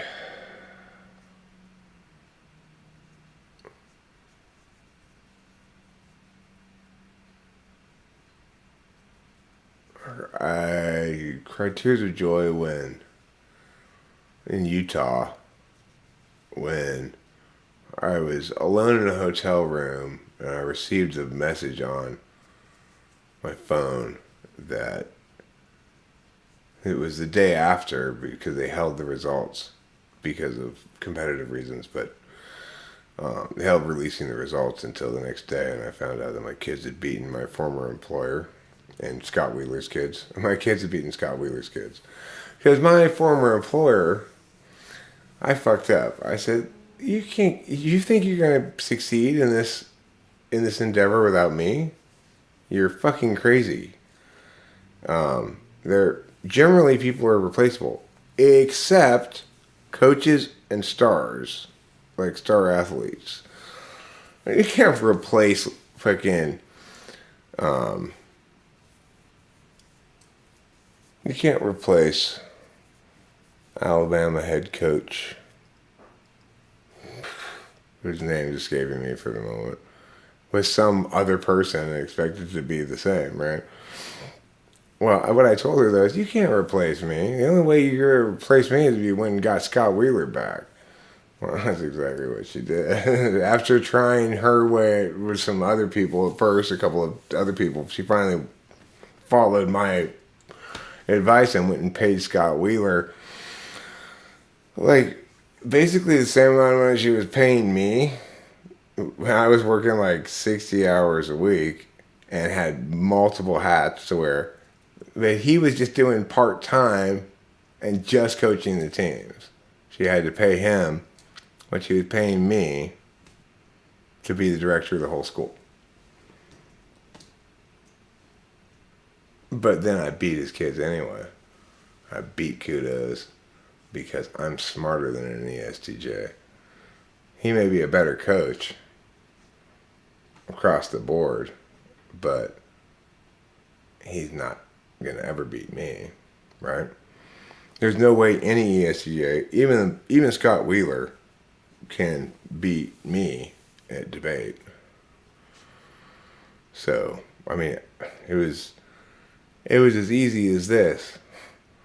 I mean, Wheeler's kids are going to come in with a shit ton of terminal impacts. They're going to have like 6 link stories to terminal impacts. If you don't vote for them, the world's going to blow up in nuclear bombs, bio threats, etc. That's Scott Wheeler's middle of the road. That's your standard operating procedure in policy debate. So what do you throw at them? You just run apocalyptic talk. You say, these guys, this isn't how you fucking calculate things. There's no possible way we should vote for this. If in fact debate link stories had any accuracy at all, the world would have been blown up millions of times. Yeah.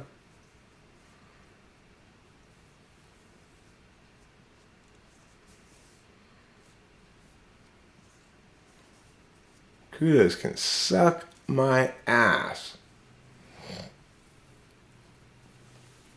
Kudos is the devil. That woman was horrible. Horrible. She got mad at me because I proved her wrong about something. When she was saying, oh, these lesson plans. Yeah. I was like, no, I explained this to you before. Let me bring up the email on the screen so you can see it. Oh my God, she freaked out. How dare you prove me wrong in front of other people? So is Eliana's story a good example of any PoLR? I mean, what was her story? I saw a cat.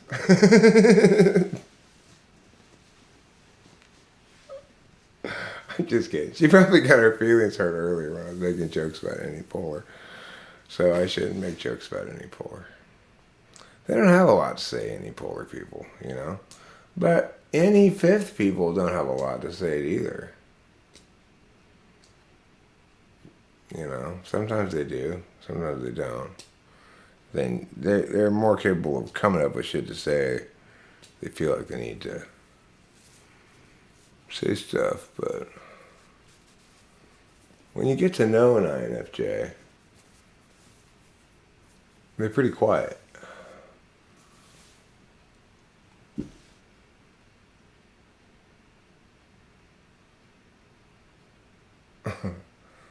No, he just wouldn't take the job. He wouldn't take the job as director because he had another job at Peninsula, and he didn't like working for her, so he wouldn't take the job at all unless she paid him almost what she paid me. And I was, in fact, horribly underpaid. Considering the fact that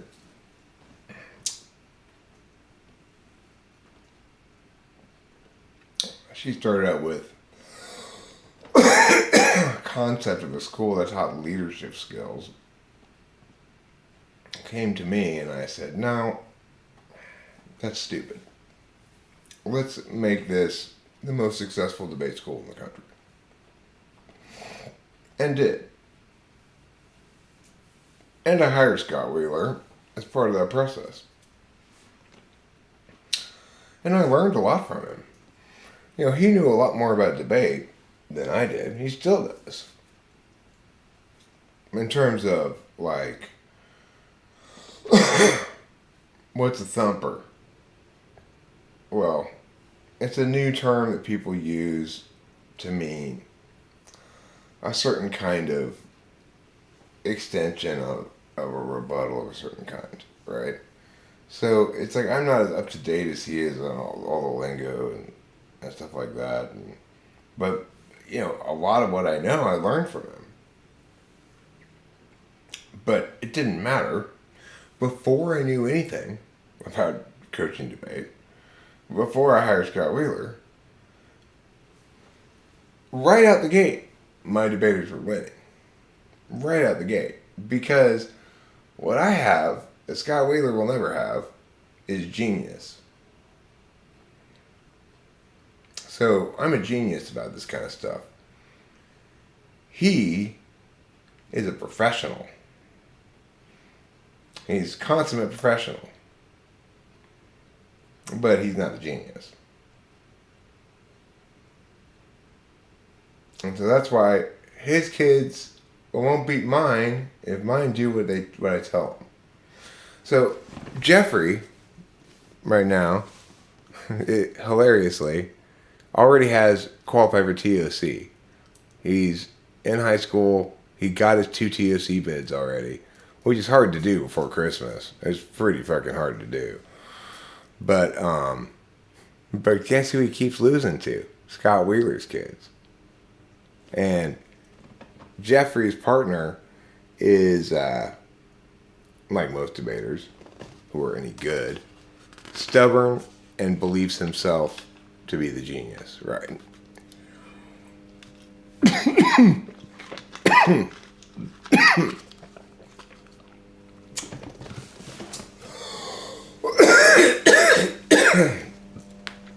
I've had a lot of smart kids, ENTPs, INTPs, INTJs.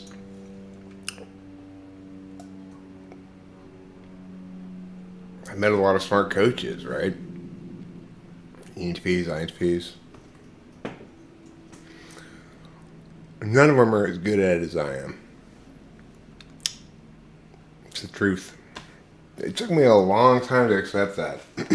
But I'm some kind of super genius when it comes to debate stuff.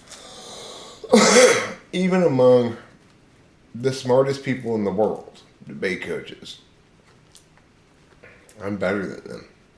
I'm smarter than them. It's surprising what they miss. It's surprising how many holes there are in what's going on and how everybody just bandwagons. I reflexively, whatever the common parlance is here in debate, I reflexively go against it every time, you know? So it gives me a huge advantage, I think, before I coach. A lot of the best coaches don't seem to think it matters whether the arguments are any good or not. Because they're just trying to spread people out on the flow, you know? They're just like, well, get as many arguments in as you can. Stupid. That's not how you win debates.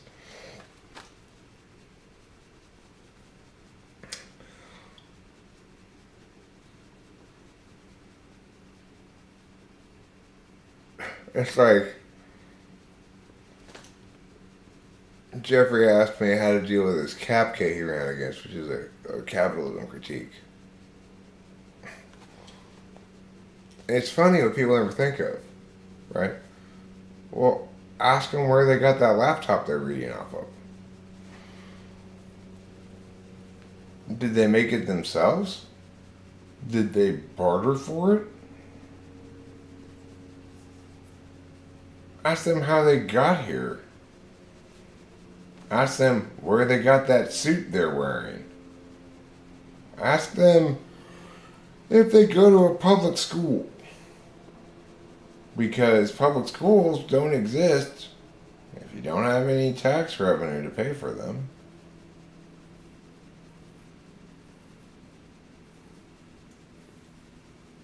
Ask them if they go to a private school. Ask them, how much hypocrisy should all of us tolerate from you before we think you're a bad person?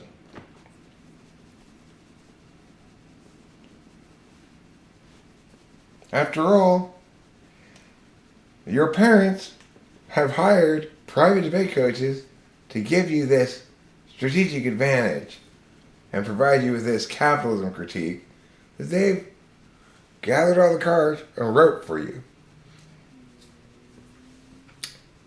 So now you're going to read it, enjoy all the benefits of capitalism, and expect to win this round with it?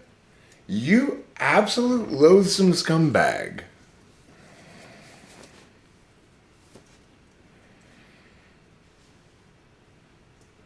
You know, very straightforward. People read CAPKs all the time, though. But nobody ever says that. People read terminal impacts all the time, right? Okay, so if in fact your link story proves that if we don't vote for you, the world ends in global nuclear war, then explain to me, why should we believe this link story that you're telling when debaters for the last 50 years have been making equivalent terminal link stories in rounds, winning and losing off of them, and despite the ominous threat of global nuclear war if we don't vote for you, when the judge doesn't vote for you today, there's not going to be any global nuclear war. Right? There's not. Your link story is bullshit. Your terminal impacts are bullshit. This stuff you're doing is not a good way to decide public policy and is totally made up nonsense. So you shouldn't win this round. Right? Nobody ever says that. Why not? Well, because they're not a genius like me.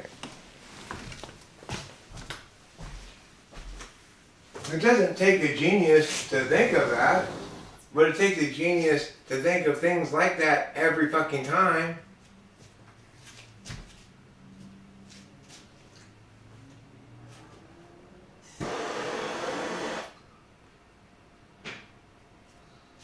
The nice thing about genius is that nobody is ever a genius. People are genius at certain things, right? So it's like, the problem with IQ score is it tries to say, well, this guy is a genius.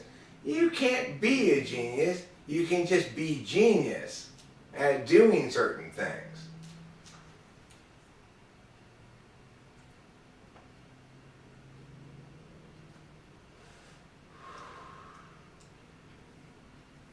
And yeah, I mean, I'm an absolutely fantastic debate coach. When I try, right? I'm also, remember though, that's part of being right. I'm right. I'm hilarious. I'm a good songwriter. And I'm lazy. Those are the 4 pillars of Islam, so get used to it.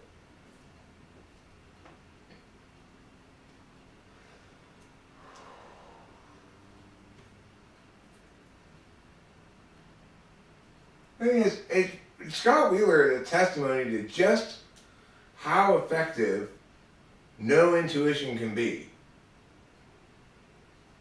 He's got great extroverted intuition when it comes to his own life, probably. Like, anticipating what could go wrong. But he's got no NI, so that's why he's never going to beat me. If I try. That's why I was the director and he was my assistant coach, even though he knew way more about debate. Because, you know,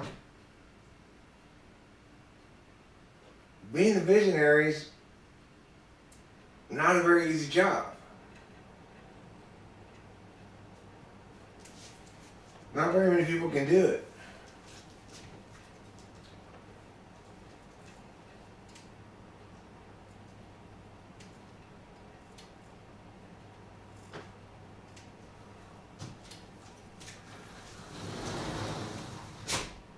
You know, it's like Wheeler kicked kids off his team.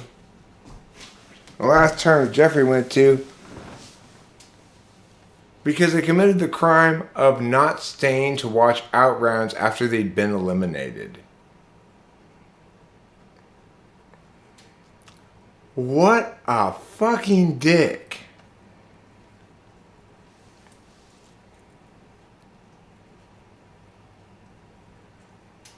No, they believed me just fine. The thing is, as a debate coach, nobody has any doubts about me. Parents are all sold on me. Admin is sold. Anybody who comes in contact with me is sold 100 million %, because I win, and I win instantly. So as far as being the director of Kudos, it was a somewhat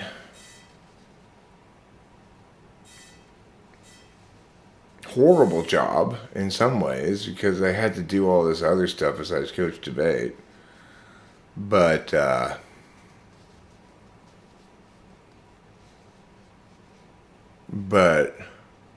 everybody believed me. I mean, the results prove it. If you're in a zero-sum competition kind of field, then you don't have to worry about credibility. You just win, and you have all the credibility you need. And we won an embarrassment of riches when I was coaching. Like, I remember one time after a nationals when we had just fucking killed it. I mean, we had absolutely killed it. These Chinese parents came up to me the next day and started talking to me about how they thought I could coach better so that because these other teams they got better speaker points. We won the whole fucking tournament, you morons. That's why I don't coach like that.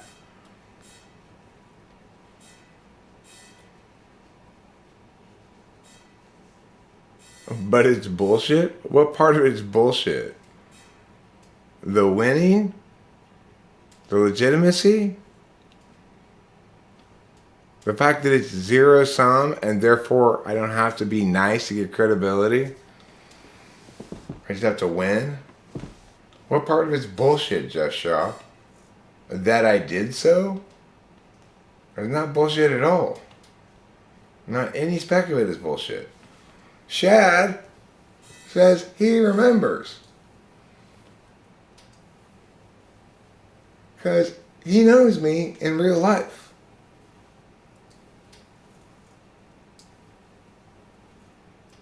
I did have a lot of videos up here, actually, on talking to famous people.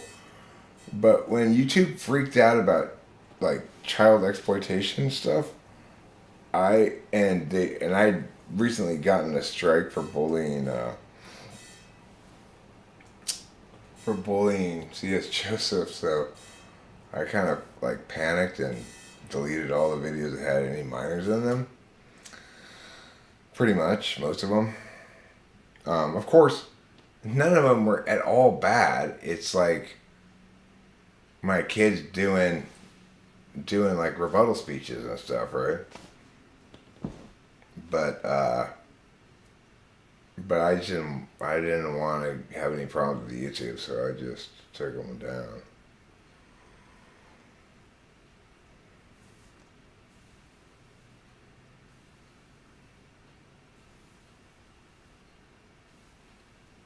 George Carlin pisses me off. I respect him, sort of, but not really. Because, no, George Carlin, it's not true that for life to be simple, you need to be ignorant. And why is life simple a good thing anyway? Why should life be simple? Life's not simple. Life's complicated. And it's less complicated when you know a lot of things. So, no, George Carlin, that's stupid.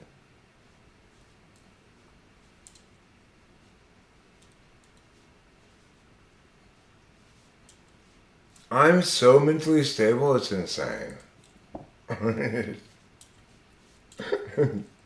That's funny. I'm a very stable genius.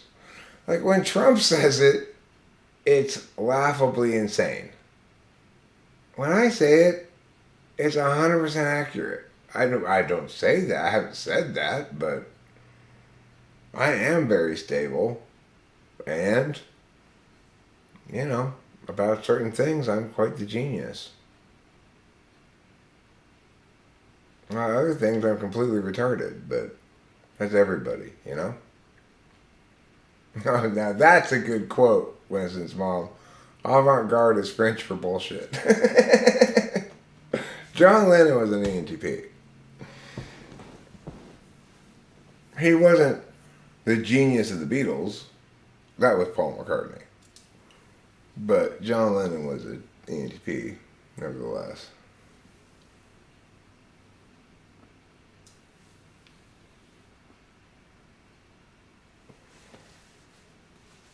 Okay, well, some lefty called him an unstable madman. I don't think he's crazy.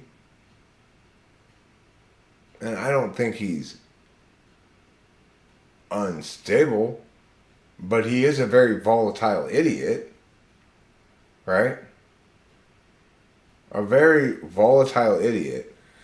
Well, okay, the thing is, if you're a very volatile idiot, and you self-identify as a very stable genius, you're dangerous. Because you're both a very volatile idiot and don't know it and are in denial about it. Especially if you're president, you're dangerous. There's no Churchill in Trump. Zero Churchill. Churchill was a person of character. Trump does not have character. He has no respect for the truth.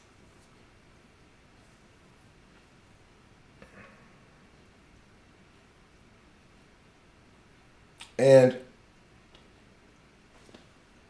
whether or not Biden is any good is irrelevant to how horrible Trump is. Whether or not Trump would be preferable to Biden in this current context, well, I tend to agree with that. I say, yeah, it would have been better had Trump been elected to another term. I never dreamed I would have said this, but then Biden, because Russia wouldn't have invaded Ukraine if Trump were in office. That does not make Trump a man of character, though, right? Because Trump only wants to do what he wants to do, not what he doesn't want to do. When it's hard. You know, being a person of character means saying, I am wrong. If you can't say that, you have no character. You're not an acceptable person. You're a bad person. Don't talk to me about results, Boba Fett. That's not how we evaluate something. We evaluate something by seeing if it adheres to standards that are legitimate, right?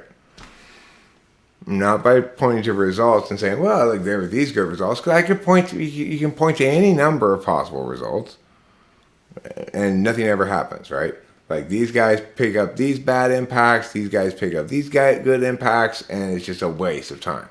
Because the only way to determine whether somebody made the right decision is to ignore the impacts and say, what's the right thing to do?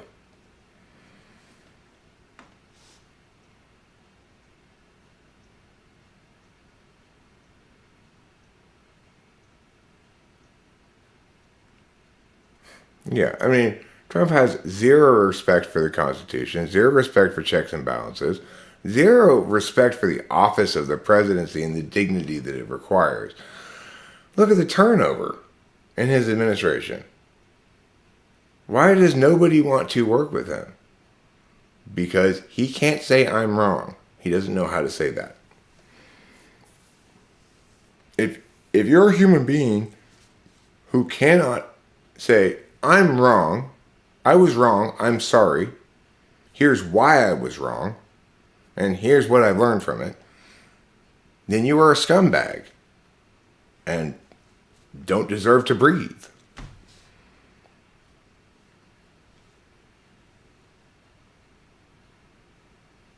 And no human being can possibly make a case that Trump can do that. He's never done it before. Not once.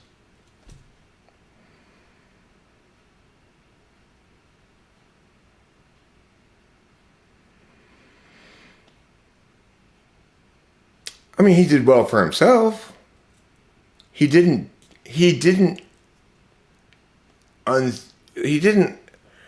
if you want to measure outcomes, his presidency wasn't so bad, right? He wasn't a terrible president.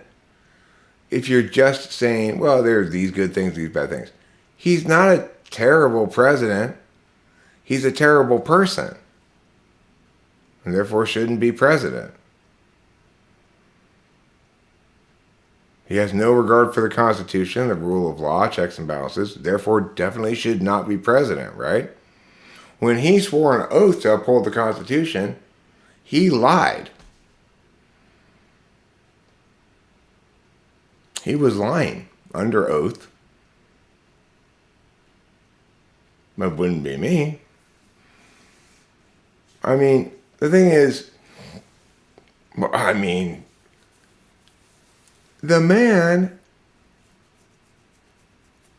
didn't want to accept the legitimate election results and tried to hold on to power in an unprecedented fashion. Even Nixon had more respect for the rule of law and the transfer of power that occurs in a citizen democracy than Trump has.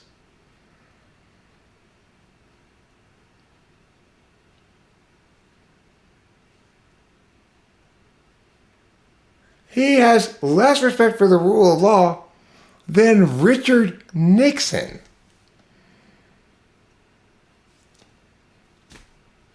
I mean, that's as low as the bar can possibly get. I mean, yeah, it was a weird election because it was during COVID and those lockdowns and shit, right?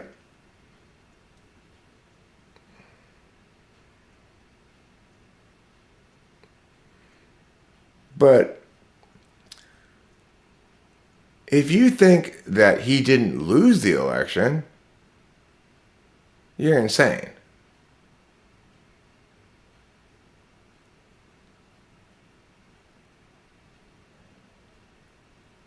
Yeah.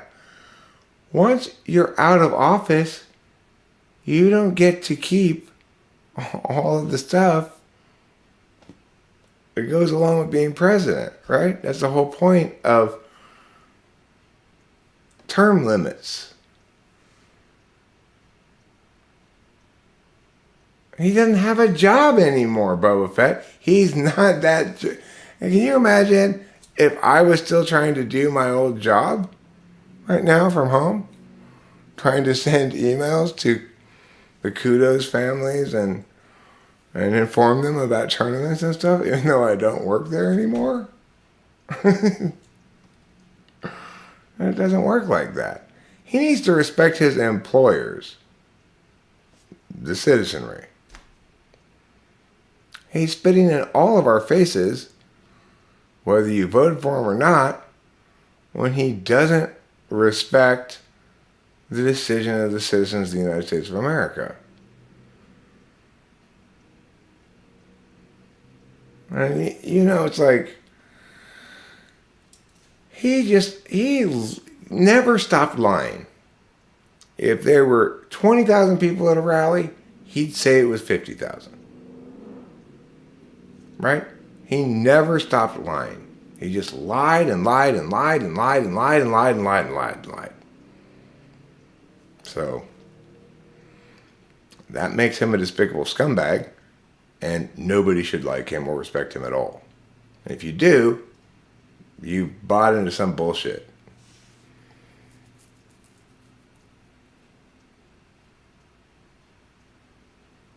Irrelevant to what? I mean, how far have we fallen if we think that buffoon tweeting, engaging no criticism whatsoever, explaining himself not at all, contradicting himself in his justifications for things between decisions, and pretending as though any and all criticism was just the lamestream media. That is not a statesman. That's not even a regular human being.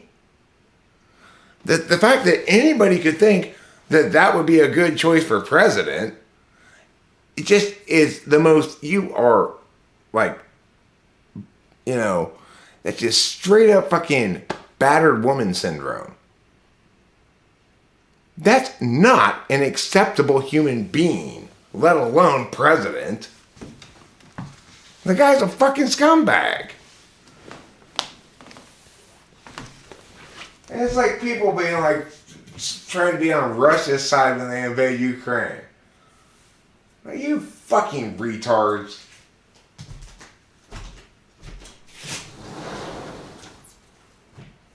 Just because it's like you're missing the forest for the trees, right? It's like, yes, we can evaluate certain things that Trump did and say, well, they were good or bad or whatever, as president, right?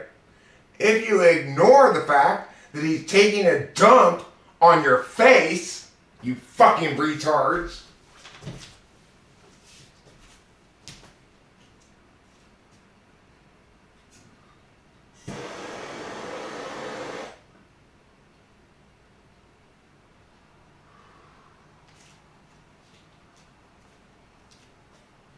And like, yeah, he would have done a better job than Biden,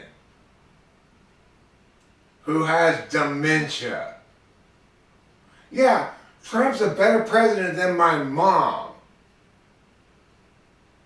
That's your justification for liking the fucking guy? I mean, how low a bar can you possibly set? Well, I just need my president to have more respect for the rule of law than Richard Nixon and be more confident than Eric's mom. Fucking retarded.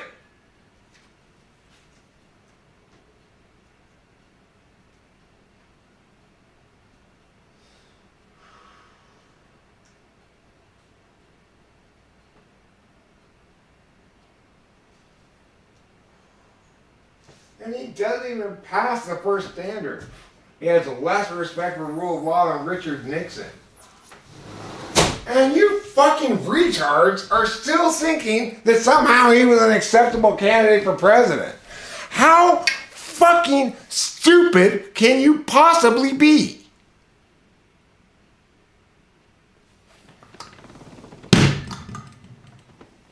For God's sakes. I'm done streaming now. You guys pissed me off with your wrongness. The end.